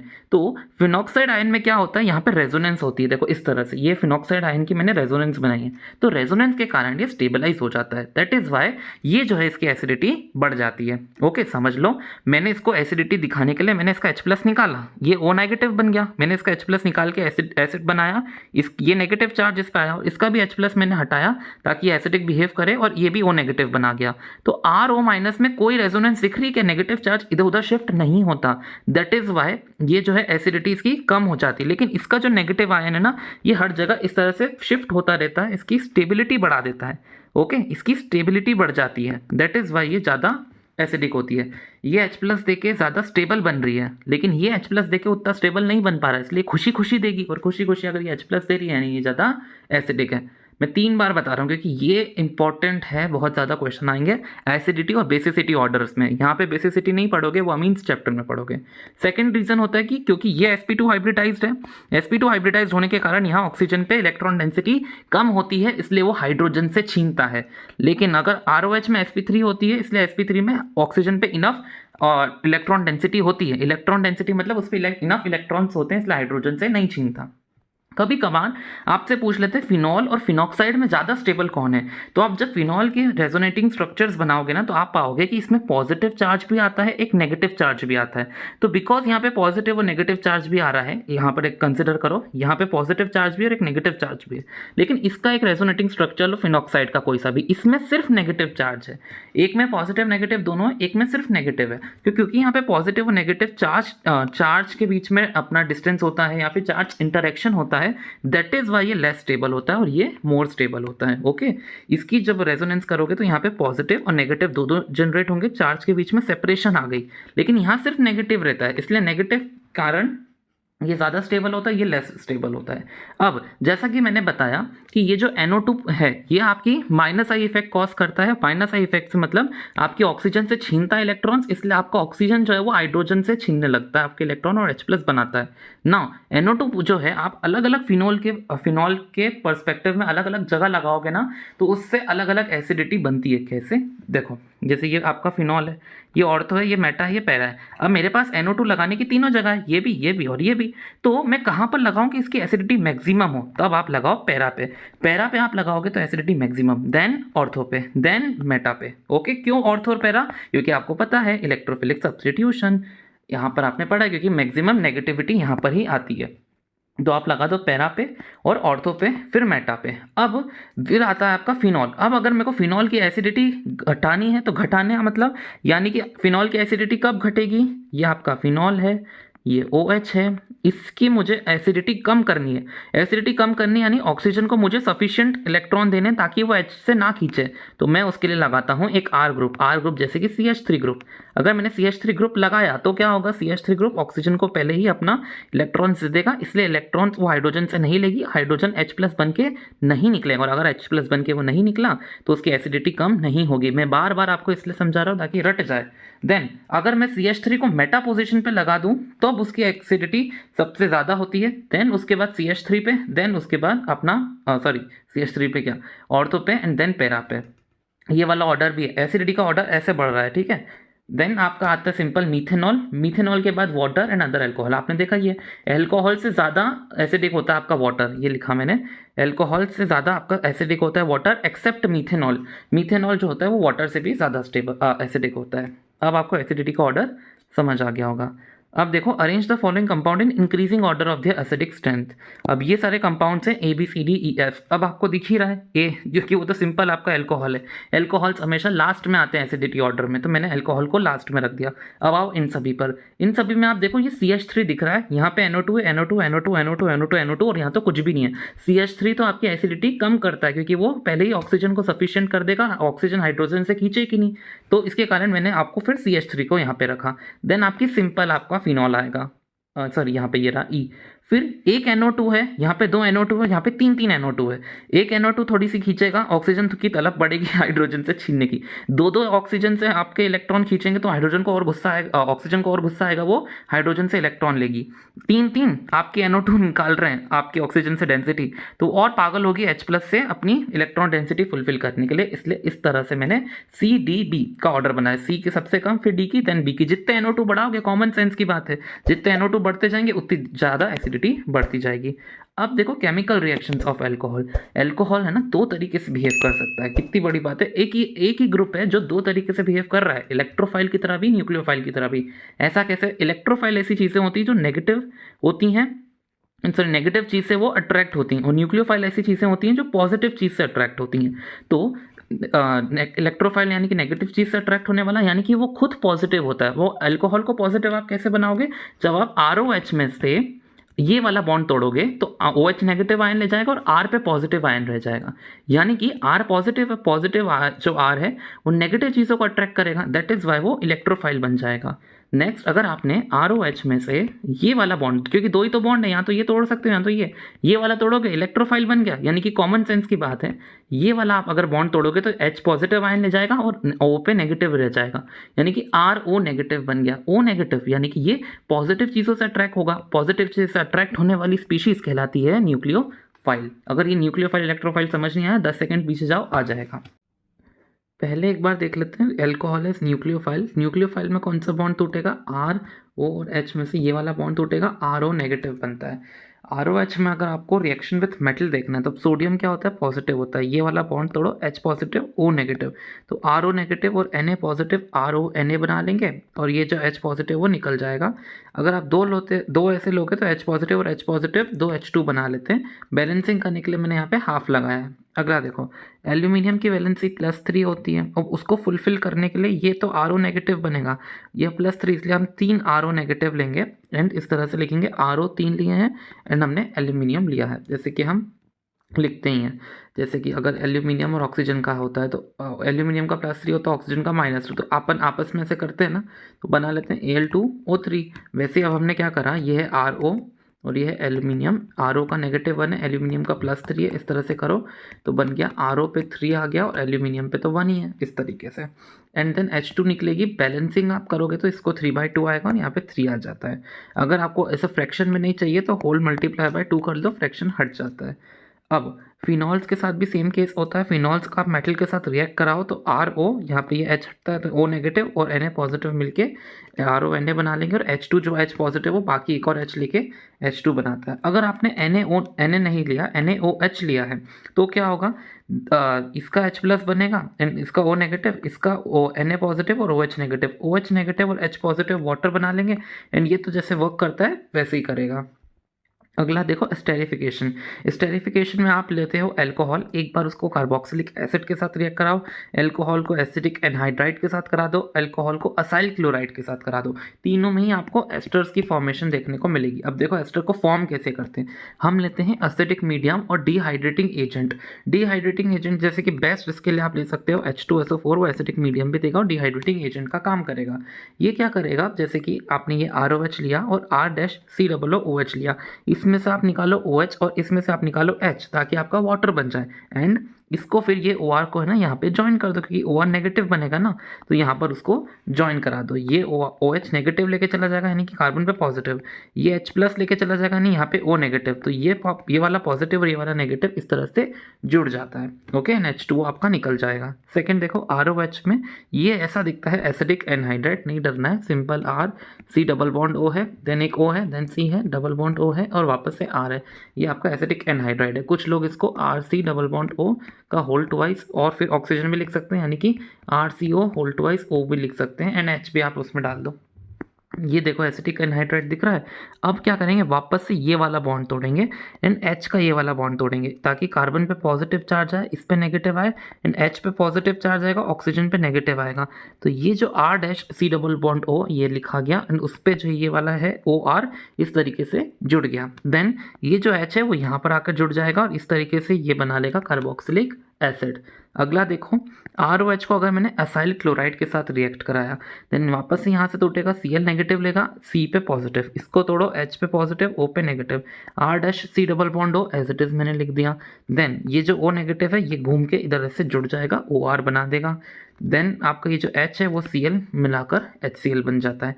ये है पायरिडीन के प्रेजेंस में होता है। ऐसा क्यों? क्योंकि पायरिडीन यहाँ पर बेस होता है एंड एसाइल क्लोराइड और आपका HCl दोनों ही एसिडिक होते हैं, तो उनको न्यूट्रलाइज करने के लिए आपका पायरिडीन यूज़ किया जाता है। यहाँ पर देखो हम क्योंकि अलग यूज़ कर रहे थे, यहाँ पे पायरिडीन कहाँ से आ गया, अब आपको रीज़न पता चल गया होगा।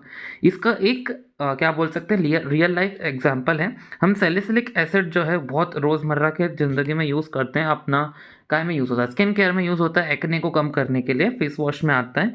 तो ये सैलिसिलिक एसिड का स्ट्रक्चर कुछ इस तरह से दिखता है। उसमें आपको ये OH दिख रहा है ना, उसको मैंने एसाइलिक क्लोराइड के साथ रिएक्ट कराया, तो क्या होता था, ये OH का ये कटता था और एसाइलिक क्लोराइड का ये वाला बॉन्ड हटेगा।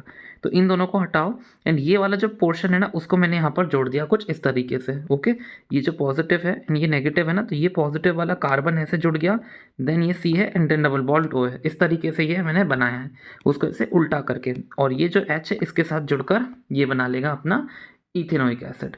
इसको आप एस्पिरिन बोलते हो, बहुत सारी मेडिसिन में ये लोग यूज़ करते हैं। अब देखो एल्कोहल इलेक्ट्रोफाइल की तरह कैसे वर्क करेगा। एल्कोहल है ROH, उसमें से ये वाला बॉन्ड हटा दो तो R पे पॉजिटिव चार्ज आ गया। अब ये R पॉजिटिव किसको अट्रैक्ट करेगा, नेगेटिव चार्जेस को। नेगेटिव क्या होते हैं, इलेक्ट्रॉन। इलेक्ट्रॉन को अट्रैक्ट करना अट्रैक्शन को कहलाता है फाइल, तो इलेक्ट्रोफाइल बना दिया। R पॉजिटिव इलेक्ट्रोफाइल की तरह वर्क करेगा। अब आपको खुशी होगी ये जानकर कि ये वाला जो रिएक्शन है पहला, alcohol with HX PCl3 PCl5 और SOCl2, ये तो हम पिछले चैप्टर में देख के आए हैं। HCl और ZnCl2 के साथ जब रिएक्ट करता है तो ये क्या करेगा, OH और H निकाल के H2O बना लेगा और R और Cl इस तरीके से जुड़ जाते हैं। यहाँ पर RX नहीं RCl बनेगा।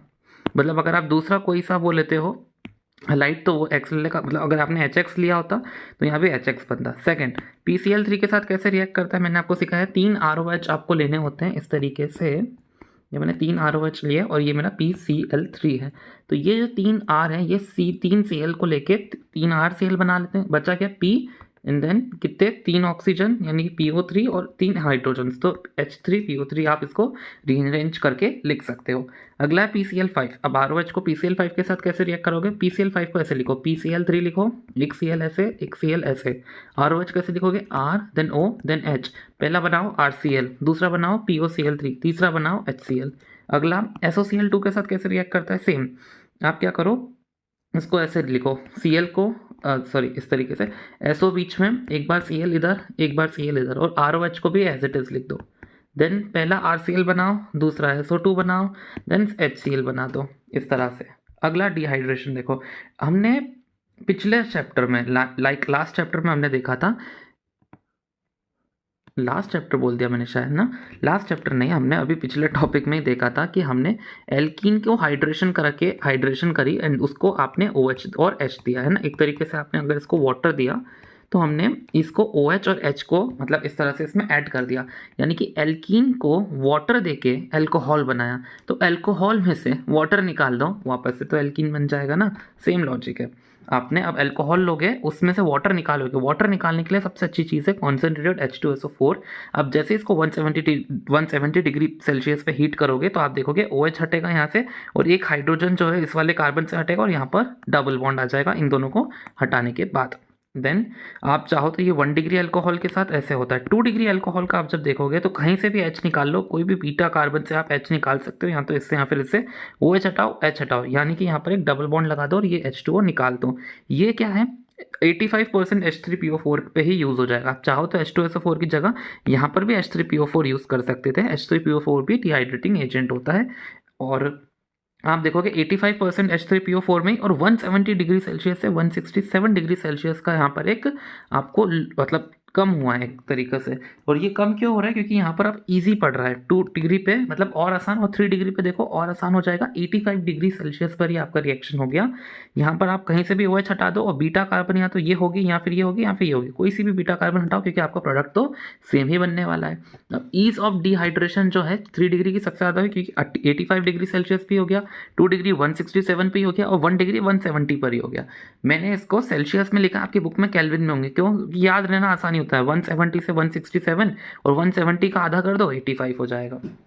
अब ये जो है कार्बोकेटाइन की स्टेबिलिटी पे डिपेंड करता है। कार्बोकेटाइन यहाँ कैसे आया आपको पता चल जाएगा इसके मैकेनिज्म के थ्रू। बहुत इजी मैकेनिज्म है, देख के डरना नहीं। क्यों? क्योंकि इसके मैकेनिज्म में आप क्या करोगे, ये आपने लिया अपना alcohol as it is and इसके साथ आप लिखा H+ किसने दिया? H2SO4 ने। एक तरीके से एसिडिक मीडियम था ना। क्या सिखाया है? एकदम वही स्टेप फॉलो करो। जहाँ पर आपको पॉजिटिव दिख जाए उसको हमेशा हेल्प करता है जिसके पास इलेक्ट्रॉन्स हो, तो OH इसको हेल्प करेगा। OH हेल्प करेगा और उसको अपने अंदर शामिल करके खुद पे पॉजिटिव आ गया क्योंकि उसने उसकी हेल्प की थी। अब इसको कौन हेल्प करेगा? आपका पॉजिटिव चार्ज जो इस पे आया ना उसको ये साइड वाला बॉन्ड उसी को दे देगा। यानी कि ये साइड वाला जो बॉन्ड है ये वाला इसको आपके इलेक्ट्रॉन्स देगा एंड आपका वाटर जो अब ये जो पॉजिटिविटी है तो फुलफिल हो गई क्योंकि ये इलेक्ट्रॉन उसको दे दिया तो आपका H2O सिंपल बन गया। लेकिन क्योंकि कार्बन ने हेल्प की तो उसके ऊपर पॉजिटिव चार्ज आ गया। अगला, ये पॉजिटिव चार्ज को अब कौन सुधारेगा? क्योंकि इसके पास अभी भी बहुत सारे हाइड्रोजन्स है ना, तो ये कोई भी हाइड्रोजन से अपना इलेक्ट्रॉन्स लेता है एक तरीके से, यानी कि डबल बॉन्ड बना लेता है और ये हाइड्रोजन ने उसकी हेल्प की, यानी कि उस पर खुद पे पॉजिटिव चार्ज आ गया और वो निकल गया। एक तरीके से देखो मैंने शुरुआत में H+ जो यूज़ की थी वो एंड में निकल आई, यानी कि जो H+ है वो आता है और निकल जाता है, यानी कि सिर्फ कैटालिस्ट का काम उसने करा। बाकी रिएक्शन जो है वो खुद जब इस्तेमाल हुआ तो वापस से बाहर निकल के आ गया। H+ आया कहाँ से था? H2SO4 की मदद से आया था। तो मेन दिक्कत क्या है, मतलब दिक्कत नहीं, मेन फंडा क्या है, आपको जो CCOH से आपने C+C बना लिया। कितना इजी मैकेनिज्म था। आई थिंक सो हाइड्रेशन से ज़्यादा इजी डिहाइड्रेशन का मैकेनिज्म है क्योंकि दोनों पूछ लिया जाता है। अब आओ ऑक्सीडेशन पे। हमने रिडक्शन की थी, याद है हमने क्या करा था? कार्बोक्सिलिक एसिड की और एल्डिहाइड्स की। इस तरीके से मैंने आपको सिखाया था। रिडक्शन करते हैं, रिडक्शन करने के बाद जहाँ पर डबल बॉन्ड O है वहाँ पर OH लगा दो। याद आया? हमने रिडक्शन करी थी या तो H2 की प्रेजेंस में निकल, प्लैटिनम या फिर पैलेडियम, या फिर NaBH4 और अपना लिथियम एल्यूमिनियम हाइड्राइड। ओके, ये इतने सारे रिएजेंट्स मैंने आपको लिखवाए थे। मेन फंडा क्या था? ये C+O था, उससे मैंने COH बना दिया था, ये थी रिडक्शन। तो क्या मैं इसका उल्टा नहीं कर सकता? अल्कोहल से वापस से अपने एल्डिहाइड कीटोन या फिर कार्बोक्सिलिक एसिड नहीं बना सकता? बिल्कुल बना सकता हूँ। उसकी ऑक्सीडेशन करके इधर करोगे रिडक्शन तो ऐसी हो जाएगी ऑक्सीडेशन। तो मैंने वही किया। अगर आपने अल्कोहल में ऑक्सीडाइजिंग एजेंट डाल दिए जैसे कि CrO3 या फिर PCC तो आपके एल्डिहाइड बना देगा। लेकिन अगर आपने स्ट्रॉन्ग ऑक्सीडाइजिंग, ये वीक होते हैं, वीक डालोगे तो एल्डिहाइड बनेगा, लेकिन स्ट्रॉन्ग डालोगे जैसे कि K2Cr2O7 यानी कि पोटेशियम डाइक्रोमेट या फिर KMnO4 यानी कि पोटेशियम परमैंगनेट, तो इनको डालोगे तो कार्बोक्सिलिक एसिड बना लेता है। जैसे कि मैंने 1 डिग्री ये लिया अल्कोहल, उसके अंदर मैंने CrO3 या फिर PCC डाला तो क्या बनता है? अल्कोहल से एल्डिहाइड। तो जितने कार्बन का अल्कोहल है मैंने उतने ही कार्बन का एक एल्डिहाइड बना दिया। देन उसके बाद RCOH है, उसके अंदर मैंने अपना स्ट्रॉन्ग ऑक्सीडाइजिंग एजेंट डाला तो RCOH से वो RC+OH बन गया, यानी कि कार्बोक्सिलिक एसिड बन गया। ओके, बहुत ही ईजी चल रहा है अभी तक तो चैप्टर। आई होप आपको समझ में भी आ रहा होगा। अब अगर मैंने 2 डिग्री लिया, अभी ये मैंने 1 डिग्री अल्कोहल था, 1 डिग्री अल्कोहल से मैंने एल्डिहाइड भी बना लिया, 1 डिग्री अल्कोहल से मैंने कार्बोक्सिलिक एसिड भी बना लिया। लेकिन 2 डिग्री अल्कोहल में जब आप CrO3 या फिर PCC डालोगे तो आपका जो है ये RCr यहाँ पर जो हाइड्रोजन रिमूव करके ऑक्सीडाइज हो जाएगा और ऑक्सीजन यहाँ पर डबल बॉन्ड के O में फॉर्मेशन कर लेगी, कीटोन बन जाएगा। लेकिन आप देखोगे ना, अगर आपने इसमें KMnO4 डाला 2 डिग्री में तो बहुत मुश्किल से ये बनता है, रूम टेम्परेचर पर नहीं बन पाता। इसलिए मैंने नहीं लिखा कि आप अपने 2 डिग्री अल्कोहल से कार्बोक्सिलिक एसिड बना सकते हो, और 3 डिग्री अल्कोहल से तो ये रिएक्ट ही नहीं करता। अब ये 3 रिएक्शंस हैं, ये ऊपर वाली रिएक्शंस बहुत सिमिलर है। इसमें भी आप देखो अल्कोहल की ऑक्सीडेशन से आपने एल्डिहाइड बनाया, वैसे ही आप यहाँ पर भी अल्कोहल की ऑक्सीडेशन से एल्डिहाइड बना रहे हो, यहाँ पर भी अल्कोहल की ऑक्सीडेशन से आपकी कीटोन बन रही है। इसको देख के मत डरना कि ये एल्डिहाइड कैसे, ऑफकोर्स जहाँ मैं कुछ नहीं लिख रहा हूँ वहाँ पर हाइड्रोजन्स आपकी मतलब अज्यूम्ड है, इतनी कॉमन सेंस रखो। देन यहाँ पर मैंने 1 डिग्री RCOH में कॉपर डाला 300 डिग्री सेल्सियस पे, तो ये क्या करेगा? एल्डिहाइड बना लेगा। यहाँ पर देखो RCrOH मैंने लिया है, उसमें मैंने वापस से कॉपर वही सेम कंडीशन ली, तो कुछ नहीं, OH जो है ऑक्सीडाइज होकर यहाँ पे डबल बॉन्ड O आ गया है, यानी कि वापस से ऑक्सीडेशन। देखो H रिमूव हो रहा है, H रिमूव हो रहा है, इसलिए ऑक्सीडेशन कह रहा हूँ। देन यहाँ पर अब जब 3 डिग्री का सवाल उठता है, 3 डिग्री में क्या होगा? आपका OH और H दोनों रिमूव हो जाएंगे और यहाँ पर डबल बॉन्ड आ जाएगा। यहाँ पे क्या होगा? एक OH इससे रिमूव होगा और एक H इससे रिमूव होगा और यहाँ पर वाटर निकल आएगा। यहाँ पर सिर्फ H रिमूव हो रहे थे, इसलिए मैंने यहाँ पे सिर्फ H2 और H2 लिखा, लेकिन यहाँ पे OH और H दोनों रिमूव है क्योंकि यहाँ पर डबल बॉन्ड की फॉर्मेशन हो गई, या एक तरीके से यहाँ पे डिहाइड्रेशन ही हो गई है।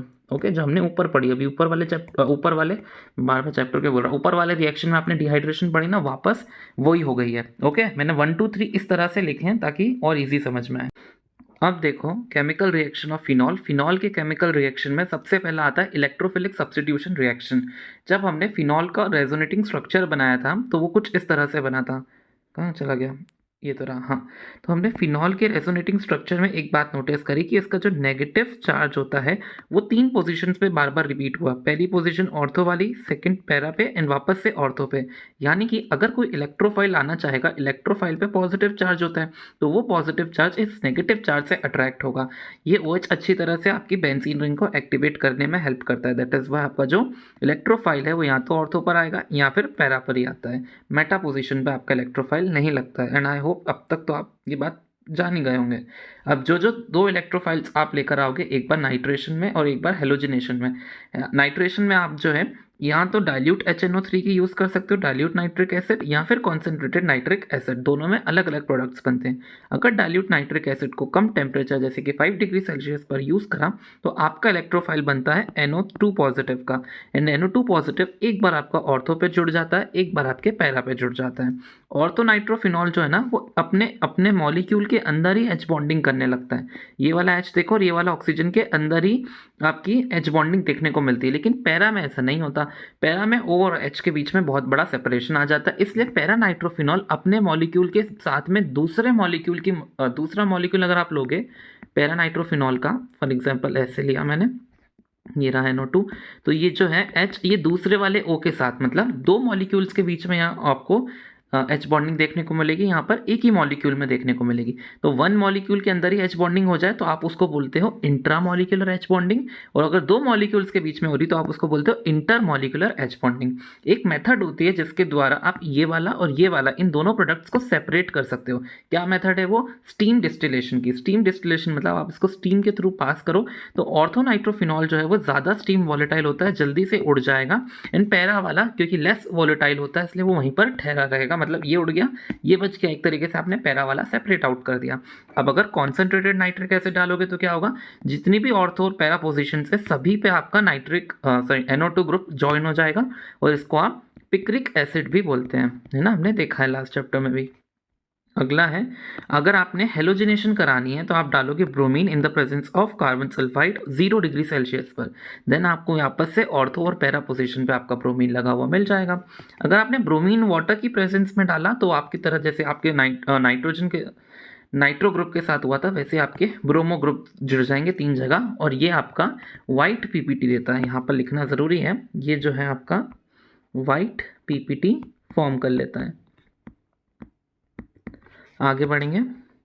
कोल्बेज reaction, very nice reaction, very nice. मतलब OH में आपने NaOH डाला, सॉरी नॉट OH, फिनॉल के अंदर आपने NaOH डाला। हमने ये रिएक्शन ऊपर भी देखा है, ये जो Na है ये यहाँ पर जुड़ जाता है और H और OH वाटर बन के निकाल लेता है। तो इस तरीके से मेरा ONA जुड़ गया। पहले मैं इसमें कार्बन डाइऑक्साइड पास कराऊंगा, सेकेंड से एसिडिक मीडियम में पास कराऊंगा, तो आपका सैलिसिलिक एसिड जो हमने ऊपर सैलिसिलिक एसिड के अंदर हमने एसिड एनहाइड्राइड मिलाया था एंड उससे हमने क्या बनाया था, एस्पिरिन बनाया था, याद होगा आपको, एस्टरिफिकेशन करके। तो ये वाला जो सैलिसिलिक एसिड है वो आया कहाँ से, वो कोल्बेज रिएक्शन करी हमने फिनॉल की, तब हमारे पास सैलिसिलिक एसिड ऑब्टेन हुआ। एक्ने कॉजिंग वाले बैक्टीरिया को ये किल करता है, इसलिए चेहरे पे लगाना चाहिए, खासकर हमारे एज ग्रुप वालों को तो ज़्यादा ज़रूरत है। अगला रेमर टाइमन रिएक्शन में आप देखोगे कि अपना वापस से फिनॉल लेंगे, उसके अंदर हम क्लोरोफॉर्म डालेंगे AgNaOH के प्रेजेंस में, यानी कि एक्वस, मैंने इसको Ag बोल दिया, सॉरी AQ, एक्वस NaOH की प्रेजेंस में, एक्वस सोडियम क्लोराइड की प्रेजेंस में। इसमें क्या होगा, Na जो है वापस से H की जगह जुड़ जाएगा। एंड क्लोरोफॉर्म में आपका जो अपना वो बनेगा इलेक्ट्रोफाइल, वो बनता है CCl2 का। इसके लिए CCl2 जो है आपका यहाँ पर ऑर्थो पोजीशन पे जुड़ जाता है। आप बोलेंगे ये तो CHCl2 लिखा है, आप हाइड्रोजन एडेड है ना, मेन तो CCl2 ही है ना। देन इसमें और NaOH आप पास कराओ तो CCl2 जो है आपका एल्डिहाइड में कन्वर्ट हो जाता है। ये ONA में H+ आप डालोगे एसिडिक मीडियम में तो H से सब्स्टिट्यूट हो जाएगा, एंड OH और CHO वाला जब आपको इस तरह से ग्रुप मिले तो उसे सैलिसल्डिहाइड बोलते हैं। अगर OH के साइड में COOH तो वो सैलिसिलिक एसिड, अगर CHO लगा हो तो वो सैलिसल्डिहाइड। रिएक्शन विद जिंक डस्ट, सबसे इजी, जिंक जो है उसको उठाकर यहाँ बिठा दो, क्योंकि फिर वो नहीं, सॉरी, जिंक को उठाकर यहाँ नहीं बिठाना है, ऑक्सीजन को हटाओ और उसको जिंक के साथ भेज दो, एंड जो हाइड्रोजन है उसको वापस से यहीं पर ही लगा दो। मतलब हाइड्रोजन यहाँ पर शिफ्ट हो गया तो उसको लगाए नहीं लगाए एक ही बात है, और ऑक्सीजन जो है वो जिंक के साथ जाकर ZNO बना लेता है। फिफ्थ है, अपने फिनॉल के साथ हमने Na2Cr2O7 और H2SO4 डाल के उसकी ऑक्सीडेशन करी, तो आपका इस तरह से स्ट्रक्चर बनता है। इसको बनाने की ट्रिक है, 2 लाइन ऐसे खींचो, 2 लाइन ऐसे, 2 ऊपर 2 नीचे, और इसको इस तरीके से ज्वाइन कर दो और ऑक्सीजन नीचे लगा दो। इसको बेंजोक्विनोन बोलते हैं। अगला है हमको मोनोनाइट्रेशन करनी 3 मिथाइल फिनॉल की। ये 3 मिथाइल फिनॉल है, इसमें ऑर्थो और पैरा पोजीशन कौन सी है? ऑर्थो, ऑर्थो और पैरा। ऑर्थो वाली में ये चूज़ करूँगा कि ये CH3 के ऑपोजिट है। ओके, ये वाली ऑर्थो पोजीशन पे एक बार जोड़ दिया, एक बार पैरा पे। हमको मेजर प्रोडक्ट बनाना था, इसमें दोनों ही इक्वल क्वांटिटी में बनते हैं। डाई नाइट्रेशन करनी है 3 मिथाइल फिनॉल की। वापस से 3 मिथाइल फिनॉल है, इसमें ऑर्थो, ऑर्थो और पैरा। डाई नाइट्रेशन करनी, इसलिए एक बार ऑर्थो पे जुड़ेगा, एक बार पैरा पे जुड़ेगा। मैंने इस तरह से डाल दिया। मोनोनाइट्रेशन करनी फिनाइल मिथेनोइट की। फिनाइल मिथेनोइट ऐसा है, मिथेनोइट का मतलब है ये एस्टर ग्रुप की बात कर रहा है। अगर नहीं पता हो तो मैंने यहाँ पे लगा दिया, अगले चैप्टर में वैसे भी देखने ही वाले।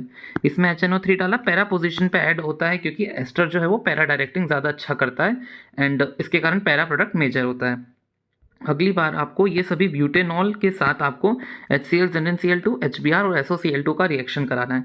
जैसे HCl और ZnCl2 का रिएक्शन होता है, आपको पता है अल्कोहल को Cl सब्सटीट्यूट कर देता है, एंड आपका जो OH है वो H के साथ H2O बना लेता है। HBr के केस में सेम होगा, बस C को Br कर लेगा और H2O निकल आएगा, मतलब HX के साथ वाली रिएक्शन हो रही है। SOCl2 भी आपको पता है, ROH के साथ अगर आप SOCl2 डालते हो तो आपका क्या बनता है? RCl बनता है प्लस HCl और SO2 बन के रिलीज आउट हो जाता है। अब यहाँ R ये वाला ग्रुप है तो इधर भी R मैंने यही ग्रुप लगा के क्लोरीन कर दिया। ये वाला क्वेश्चन में आपको बस अगला, मतलब ये सेकंड पार्ट भी आपको इन्हीं तीनों के साथ रिएक्ट करना था, तो ये सेकंड पार्ट मैंने लिया, इन्हीं तीनों के साथ मैंने रिएक्शन कराई। जहाँ जहाँ OH था मैंने वहाँ पे Cl लगा दिया, इधर भी OH था वहाँ पे मैंने Br लगा दिया, यहाँ पे OH था तो मैंने यहाँ पे Cl लगा दिया, एंड बस आपको ये जो साइड प्रोडक्ट्स हैं वो यहाँ पे डिफरेंट मिलेंगे, बाकी रिएक्शन तो सेम है। बहुत ईजी है, इसलिए इसमें मैं इतना फोकस नहीं कर रहा हूँ। ये देखो यहाँ पर मैंने CH3 जो है वो नीचे लगा दिया था, उसको मैंने फिक्स कर दिया क्योंकि 1 मिथाइल साइक्लोहेक्सेनॉल है। सो CH3 अगर यहाँ पर है, आपको क्या करनी है? डिहाइड्रेशन करनी है, यानी कि ये कार्बन है, इस कार्बन से OH हट जाएगा। अब इसके बगल में कौन कौन से कार्बन है? ये वाला और एक ये वाला। इन तीनों में ही आप देख लो किसी से आपको निकालनी H। अब किससे निकालोगे H? जो ज़्यादा डिग्री वाला है, क्योंकि कार्बोकेटायन फॉर्म होता है डिहाइड्रेशन में। जितना ज़्यादा स्टेबल कार्बोकेटायन होगा उतना अच्छा रिएक्शन होगा। अब ये कार्बन के तो बगल में एक ही कार्बन है, 1 डिग्री है, ये कार्बन 2 डिग्री है, ये कार्बन 2 डिग्री है, तो इन दोनों में से आप किसी से भी H निकाल सकते हो। जिससे भी H निकालोगे डबल बॉन्ड ऐसे बन जाएगा। ये मैंने बना दिया, एंड वाटर आपका निकल के आके, क्योंकि आपने एक से OH निकाला, एक में से H निकाला, तो वाटर ही बनेगा। सेकंड आपको ब्यूटेन वनॉल की करनी है, तो बहुत ही आसान है। आपको ऐसा लगेगा क्योंकि आप यहाँ से OH निकाल दोगे, उसके बगल वाले से H निकाल दोगे, यहाँ पे डबल बॉन्ड बना दोगे, लेकिन ऐसा नहीं होगा। जब कार्बोकेटायन बनेगा ना तो वो अपनी शिफ्टिंग कर लेगा। क्यों? क्योंकि यहाँ पर देखो, अगर आपने इस कार्बन पे से कार्बोकेटायन बनाया तो वो पॉजिटिव यहाँ पे 1 डिग्री वाला हो गया, तो वो अपने आप को शिफ्ट कर लेता है 2 डिग्री बनाने के लिए, ताकि वो और स्टेबल कंपाउंड बनाए। इसलिए बहुत बहुत इंपॉर्टेंट है, आप याद रखना कि ये डिहाइड्रेशन में सबसे ज़्यादा स्टेबल कार्बोकेटायन बनता है। इसलिए ही आपको मैकेनिज्म पढ़ाया था डिहाइड्रेशन का। आपने अगर नहीं याद आ रहा तो मैं आपको दिखाऊं डिहाइड्रेशन का मैकेनिज्म। ये ना, डिहाइड्रेशन का मैकेनिज्म आपको दिख रहा है। इसमें हमने क्या करा था? फॉर्मेशन किया था कार्बोकेटायन का। तो कार्बोकेटायन जब बनता है ना तो अपने आप को वो रीअरेंज कर सकता है ताकि वो सबसे स्टेबल कार्बोकेटायन बनाए, एंड देन सबसे स्टेबल कंपाउंड को ही वो फॉर्मेशन करता है।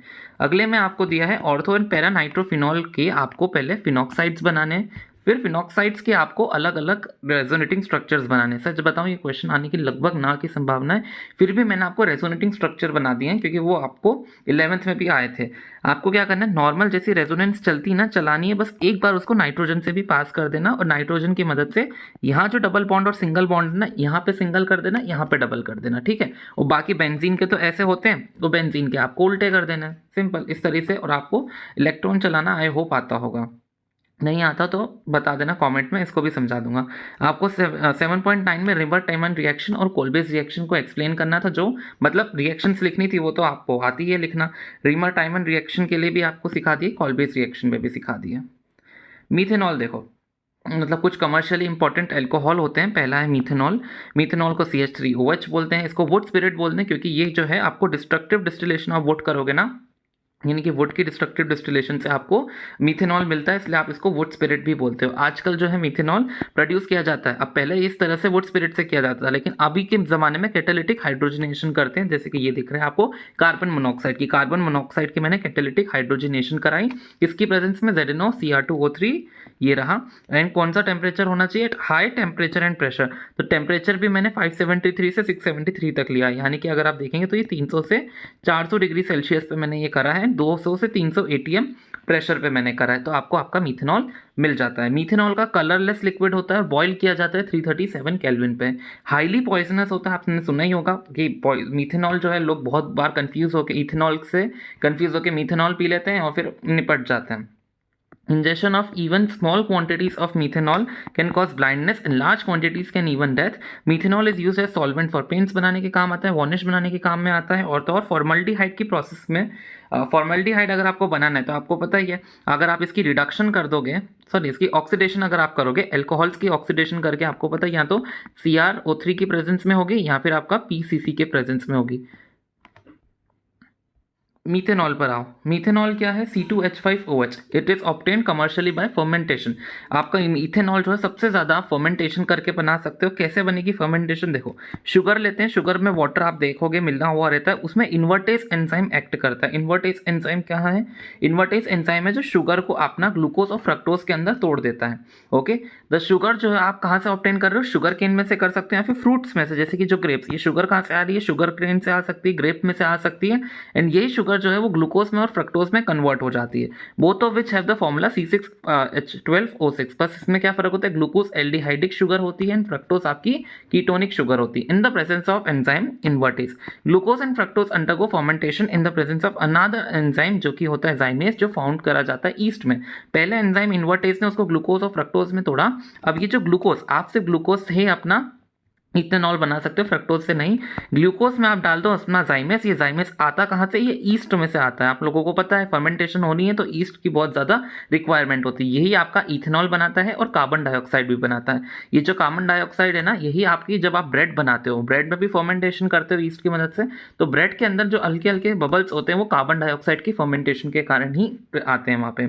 वाइन मेकिंग में ग्रेप्स को यूज़ किया जाता है, ग्रेप्स के अंदर शुगर होती है, और ग्रेप्स की जो स्किन होती है, खासकर ब्लैक वाले ग्रेप्स, उसके जो स्किन होती है ना, वहाँ पे पहले से ईस्ट में मौजूद होता है, तो आपको बस उसको क्रश करना रहता है, क्योंकि ग्रेप्स के अंदर शुगर है ना, वो बाहर यीस्ट है, तो आप बस इसको क्रश कर दो, तो एक वो यीस्ट और शुगर आपस में मिक्स हो जाती है, और फिर उसको ऐसी जगह पे रख दो जहां पर ऑक्सीजन ना आती हो। ऑक्सीजन आती है तो आप देखो वो ऑक्सीडाइज हो जाता है। As grapes ripen the quantity of sugar increases and yeast grow on the outer skin. जैसा मैंने बोला, ग्रेप्स को आप क्रश कर दो, शुगर जो है वो एंजाइम के साथ मिक्स हो जाती है, कॉन्टैक्ट में आती है, फर्मेंटेशन शुरू हो जाती है। फर्मेंटेशन जो है एनएरोबिक कंडीशंस, यानी कि जहां पर एयर ना हो, एब्सेंस ऑफ एयर में ही होगी। Carbon dioxide is release during fermentation, जो आप देख सकते हो। The action of zymase is inhibited open once the percentage of alcohol form exceeds 14%। 14% alcohol बनते से आप अपना ईस्ट की जो वर्किंग है वो रोक देते हो, इतनी हमको बनानी होती है। If air gets into fermentation, बहुत बार ये क्वेश्चन पूछा जाता है, एयर अगर फर्मेंटेशन मिक्सचर में आ गई तो ऑक्सीजन जो है ना वो ऑक्साइड इथेनॉल को आप इथेनोइक एसिड में कन्वर्ट कर देती है। इथेनॉल बना रहे थे, उसको आप ऑक्सीजन डालोगे तो इथेनोइक एसिड में ऑक्सीडाइज हो जाता है। इथेनोइक एसिड जो डिस्ट्रॉय कर देता है टेस्ट ऑफ एल्कोहलिक ड्रिंक्स। अब एल्कोहल आपने इथेनॉल के लिए पी रहे हो, इथेनोइक एसिड पी लोगे तो ऑफकोर्स दोनों का टेस्ट तो डिफरेंट होगा ना। Action of zymase is inhibited once the percentage of alcohol form. अच्छा, ये मैंने वो पढ़ दिया था, अच्छा ये दोनों बार रिपीट हो रहा है। Okay. Ethanol is a colourless liquid with boiling point 351 kelvin. It is used as a solvent in paint industry and in the preparation of a number of carbon compounds. तो अपन को पता है इन पेंट इंडस्ट्री में वो भी use होता था एंड ये भी यूज होगा, नंबर ऑफ कंपाउंड्स बनाने के काम आता है। Commercial alcohol is made unfit for drinking. अब क्या होता है, जब फैक्ट्रीज में आप एल्कोहल लेकर जाते हो तो क्या करते हैं, जो वहाँ के खासकर लोग होते हैं, वर्कर्स होते हैं, वो एल्कोहल को कंज्यूम कर सकते हैं चुपके से, तो वो चुपके से ऐसा कंज्यूम ना करें तो आप क्या करते हो, इथेनॉल के अंदर थोड़ा सा मीथेनॉल मिला देते हो। मीथेनॉल पॉइजनस होता है एंड उनको पता रहे कि बाप रे की गलती से अगर उनको पता भी नहीं चलेगा तो वो पी जाएंगे, तो मीथेनॉल के साथ आप थोड़ी सी ब्लू कलर की डाई मिलाते हो उसमें, ताकि उनको पता रहे अरे ये तो ब्लू कलर वाला है, यानी कि इसके अंदर मीथेनॉल मिला होगा, यानी कि ये अगर हम पियेंगे तो हम मर जाएंगे। इसको डीनेचरेशन ऑफ एल्कोहल भी बोला जाता है। कॉपर, इसमें the commercial alcohol is made unfit for drinking by mixing it with copper sulphate to give it a colour and pyridine a foul smelling smell भी उसमें डाला जाता है। पायरिडीन जो है उसको गंदी स्मेल भी देता है ताकि उनको और अच्छे से पता हो जाए। अब आप देखो ईथर्स की प्रिपरेशन। ईथर जो है एक डिहाइड्रेशन ऑफ अल्कोहल जो हमने पढ़ा था ना, वैसे ही बन सकते हैं। हमने देखा कि डिहाइड्रेशन ऑफ अल्कोहल करनी तो उसमें H2SO4 डाल दो 170 डिग्री सेल्सियस के टेम्परेचर के साथ, तो वहाँ पर जो आपका OH होता है और H होता है वो दोनों हट के C डबल बॉन्ड C बना लेता है। उसी में थोड़ा सा वेरिएशन कर दो, उसमें आप क्या करो H2SO4 डालो 140 डिग्री सेल्सियस के टेम्परेचर पे, तो आपका जो है ये CCO जो है वो मतलब इस तरीके से आपका ईथर बना लेता है। CCO एंड डबल ऐसा C आ जाता है। ये एज इट इज यहाँ पे रिपीट हो जाता है। ये प्रोसेस डिहाइड्रेशन ऑफ अल्कोहल सिर्फ और सिर्फ सिमेट्रिकल एल्कीन बना सकता, सिमेट्रिकल ईथर बना सकता है। सिमेट्रिकल ईथर क्योंकि आप इसकी मैकेनिज्म देखो, इसकी मैकेनिज्म आप देखोगे स्टेप 1 में होता है आपका जो भी एल्कोहल आप लेते हो, जैसे कि मैंने फॉर एग्जांपल यहाँ पे इथेनॉल लिया, वो H+ के साथ रिएक्ट करता है। H+ कहाँ से आया? H2SO4 के साथ। मैंने आपको क्या सिखाया, जब भी डबल बॉन्ड दिखता है वो किसके पास क्या मतलब, सॉरी नॉट डबल बॉन्ड, आपका जब भी लोन पेयर दिखता है, लोन पेयर जो है उसमें इलेक्ट्रॉन्स होते हैं, वो पॉजिटिव की हेल्प करने जाते हैं। पॉजिटिव की हेल्प करने जाते हैं तो खुद पर पॉजिटिव चार्ज ले लेते हैं और उसको अपने अंदर शामिल कर लेते हैं। देन आप वापस से एक इथेनॉल लोगे और ये जो प्रोडक्ट बना आप उसको लोगे। अब ये जो पॉजिटिव चार्ज है ना, उसको ये पास वाला बॉन्ड हेल्प करेगा। अब ये हेल्प करने के चक्कर में उस पर पॉजिटिव चार्ज आ जाएगा। ये पॉजिटिव चार्ज ये वाली वाटर देखेगी, वाटर का लोन पेयर इस पॉजिटिव चार्ज की हेल्प करने जाएगा और खुद पे भी पॉजिटिव जनरेट कर लेगा। अब देखो इस पे भी पॉजिटिव चार्ज आ गया है एंड इसका जो चार्ज है वो न्यूट्रलाइज हो गया है। तो क्या करता है, ये जो है पूरा का पूरा उठकर उससे कनेक्ट हो जाता है। पूरा का पूरा उठकर उससे कनेक्ट हो गया, मतलब ये इतना पहले था ना, उससे ये पूरा उठ के कनेक्ट हो गया इस तरीके से। नेक्स्ट स्टेप में आप देखो ये जो कनेक्शन हुआ है, अभी भी ये ईथर जैसा नहीं लग रहा। ईथर जैसा कब लगेगा, जब ये H जो है वो पॉजिटिव, ये जो बॉन्ड पेयर है वो पॉजिटिव को न्यूट्रलाइज कर देता है एंड आपका H+ यहाँ से निकल आता है। यहाँ मैं लिखना भूल गया, यहाँ पर H+ जो है वो निकल आएगा क्योंकि वो कैटलिस्ट है। कैटलिस्ट मतलब यहाँ पर वो H+ यहाँ पर यूज़ हुआ और यहाँ पर निकलना चाहिए, क्योंकि अगर नहीं निकलेगा मतलब आपने कहीं ना कहीं मैकेनिज्म में गड़बड़ी करी है। क्योंकि H2SO4 एक कैटलिस्ट है, वो रिएक्शन में कंज्यूम नहीं होता, बस रिएक्शन में जाएगा और एंड में वापस आ जाएगा। अब देखो विलियमसन सिंथेसिस। विलियमसन सिंथेसिस आपके ज़्यादा फेवरेबल है, क्यों? क्योंकि यहाँ पर जब आप अगर अपनी नॉर्मल डिहाइड्रेशन करोगे ना अल्कोहल की, तो यही वाला अल्कोहल पलट कर इसमें वापस से लग जाता है और आपका CCO और वापस वही पलट के लग गया, यानी कि सिमेट्रिकल ईथर बना। अनसिमेट्रिकल ईथर ज़्यादा पूछे जाते हैं। सिमेट्रिकल ईथर तो कोई भी बना ले, unsymmetrical ether is very much more important. तो अगर आपको विलियमसन सिंथेसिस करनी हो तो आपको अगर वो बनाना हो तो आप लोगे एक अल्काइल हैलाइड, उसके साथ RONA लोगे यानी कि सोडियम एल्कोक्साइड लोगे। और इसका रिएक्शन इस तरह से होता है कि आपका ये जो R पॉजिटिव है वो यहाँ से ब्रेक होता है और यहाँ वाला बॉन्ड इधर से ब्रेक होगा। Na और X जो है वो NaX बना लेंगे एंड ये RO जो है ना वो पलट के इसमें R' जुड़ जाएगा। अगर आपने इसको R' अगर लिया हो तो ये पलट कर ऐसे जुड़ जाता है यहाँ पे, क्योंकि Na और X जो है वो तो NaX बना लेते हैं। अब देखो क्योंकि ये जो रिएक्शन है वो हमेशा SN2 मैकेनिज्म फॉलो करती है, इसलिए 1 डिग्री से ज़्यादा फेवरेबल होती है। 3 डिग्री में उतना अच्छा काम नहीं करेगी। देखो SN2 मैकेनिज्म हमने पढ़ा है 1 डिग्री के लिए, फिर 2 डिग्री, देन 3 डिग्री हैलाइड्स के लिए परफॉर्म किया जाता है। अगर मैंने 1 डिग्री अल्काइल हैलाइड लिया है और ये मैंने अपना RONA लिया है, तो मैंने क्या सीखा है, ये वाला बॉन्ड तोड़ो, ये वाला बॉन्ड तोड़ो, Na एंड Br को जोड़ के बना दो एंड ये जो C है उसको ऐसे पलटा के यहाँ पे लगा दो। ये ऑक्सीजन पहले C लगा है ना, उसके साइड में मैंने ये C लगा दिया। इस तरह से रिएक्शन होगी। आई रिपीट, ये वाला बॉन्ड एंड ये वाला बॉन्ड तोड़ो, Na एंड Br को जोड़ दो, ये C को पलटा के यहाँ पे लगा दिया मैंने। लेकिन अगर मैंने 3 डिग्री वाला लिया है तो 3 डिग्री वाला जो है SN2 को बिल्कुल फेवर नहीं करता, मतलब ये रिएक्शन नहीं होगी। तो इसकी जगह क्या होगी, इसकी जगह एलिमिनेशन रिएक्शन होगी। एलिमिनेशन रिएक्शन हमने लास्ट चैप्टर में पढ़ी है। उसमें क्या होता है, आपने ये जैसे कि अपनी हेलोजन ली तो उसके साइड में कोई सा भी एक बीटा कार्बन से आप एक हाइड्रोजन लेते हो। अब ये सभी कार्बन सेम है तो मैं कहीं से भी लूँ, अगर मैंने यहाँ से हाइड्रोजन ली फॉर एग्जांपल, तो ये ब्रोमीन और हाइड्रोजन जो यहाँ से रिमूव हो जाएगा। ये मैंने ब्रोमीन और हाइड्रोजन अलग से लिख दी। अब यहाँ पर जो है क्योंकि यहाँ पे 2 बॉन्ड्स हटे हैं तो यहाँ पर वो उसको बैलेंस आउट करने के लिए यहाँ पर एक डबल बॉन्ड की फॉर्मेशन हो जाती है। अब जो बाकी के साइड प्रोडक्ट है वो कैसे बनेंगे, वापस से जो ही हमें जैसे करता हूँ Na और Br वैसे ही बन जाएगा और CO है और H भी है तो वो अपना मीथेनॉल बना लेंगे। अगला देखो, इसके अंदर अगर मुझे इसको अराइल कंपाउंड के साथ करना है तो मुझे पहले अराइल कंपाउंड को सोडियम फिनॉक्साइड में कन्वर्ट करना पड़ेगा, जिसके लिए मैं NaOH का यूज़ कर सकता हूँ।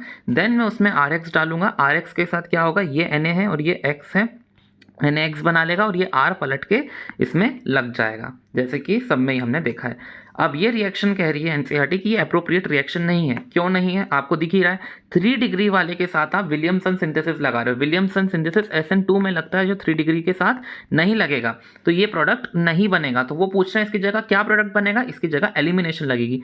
ये क्लोरीन निकलेगी और कहीं से भी हाइड्रोजन ले लो। अगर मैंने यहाँ से हाइड्रोजन ली तो इस तरीके से मेरा डबल बॉन्ड, यहाँ पर मैंने यहाँ डबल बॉन्ड बनाया, यानी कि ये क्लोरीन और ये हाइड्रोजन मैंने ली है। अब सेकंड में बोल रहे हैं कि अगर ये ऐसे नहीं बनेगा तो आप एक सूटेबल रिएक्शन बताओ। तो मैं क्या करूँगा, इसके जो ये प्रोडक्ट है ना, ये इसको शिफ्ट कर दो, यानी C2H5 जो है ना वो क्लोरीन को दे दो। और क्योंकि मुझे इस तरीके से, आप चाहो तो क्लोरीन की जगह ब्रोमीन कोई भी हैलाइड ले सकते हो, क्योंकि वो तो NaNBr के साथ बना लेगा, अपना NaX बना लेते हैं। हमको मेन फोकस उस पर नहीं, मेन फोकस आपका ईथर पे है। तो मैंने अगर यहाँ पे CCBr भी लिया तो वो भी चलेगा, CCX लोगे, कुछ भी लोगे हैलोजन वो चलेगा। तो मैंने कुछ नहीं करा, ये जो C2H5 है ना वो मैंने हैलोजन्स को दे दिए, और ये जो मेरा ग्रुप था ना वो मैंने Na के साथ शिफ्ट कर दिया इस तरीके से, ताकि यहाँ पे NaNBr जो यहाँ से कि वो अपना NaBr बना ले, एंड ये C और बॉन्ड C जो है ऐसे पलट के यहाँ पे लग जाए C बॉन्ड C की तरह। तो आपका जो प्रोडक्ट है वो कुछ इस तरह से बन जाएगा। आगे देखो फिजिकल प्रॉपर्टी क्या कहती है, अल्कोहल का जो बॉइलिंग पॉइंट है ना वो ईथर से ज़्यादा होता है। ऐसा क्यों? क्योंकि अल्कोहल के 2 ग्रुप्स के बीच में, अल्कोहल के 2 मॉलिक्यूल्स के बीच में H बॉन्डिंग देखने को मिलती है, लेकिन ईथर जो होते हैं COC ले लो या फिर ROR ले लो, इन दोनों के बीच में हाइड्रोजन बॉन्डिंग नहीं देखने को मिलती। और तो और ईथर जो होंगे वो पानी में सॉल्युबल होते हैं। कैसे? क्योंकि ये अगर आपका ईथर है COC और ये आपका वाटर मॉलिक्यूल है HOH, तो ईथर का ऑक्सीजन और वाटर के H के बीच में हाइड्रोजन बॉन्डिंग क्रिएट हो जाती है। अब जिस भी चीज़ के साथ हाइड्रोजन बॉन्डिंग बनती है वाटर उसके साथ मिक्स हो जाता है। लेकिन अगर ईथर में जैसे कि ROR ग्रुप होता है, अगर R ग्रुप बड़ा, जैसे कि R ग्रुप जो होता है वो हाइड्रोफोबिक ग्रुप होता है। हाइड्रोफोबिक ग्रुप क्यों? क्योंकि जो ऑक्सीजन है ईथर की सिर्फ वही पानी के साथ H बॉन्डिंग बना रही थी, ये पानी के साथ H बॉन्डिंग तो ऑक्सीजन बनाती है। R ग्रुप तो फालतू का ग्रुप है, हाइड्रोफोबिक ग्रुप है, मिक्स नहीं होने देता। तो R ग्रुप यानी कि आपने एक लंबी कार्बन चेन को ले ली, तो दैट इज वाई आपका जो है ना ईथर वो धीरे धीरे उसकी सॉल्युबिलिटी कम भी हो सकती है, मतलब हो सकती है क्या, हो ही जाती है। अब देखो केमिकल रिएक्शन ईथर के, पहला केमिकल रिएक्शन है कार्बन ऑक्सीजन बॉन्ड का क्लीवेज। अब आप क्या करोगे, जैसा आपका ईथर होता है, जैसे कि मैंने ये COC ईथर लिया, मैं चाहूँ तो ये कार्बन बॉन्ड या फिर ये कार्बन ऑक्सीजन बॉन्ड को तोड़ूंगा।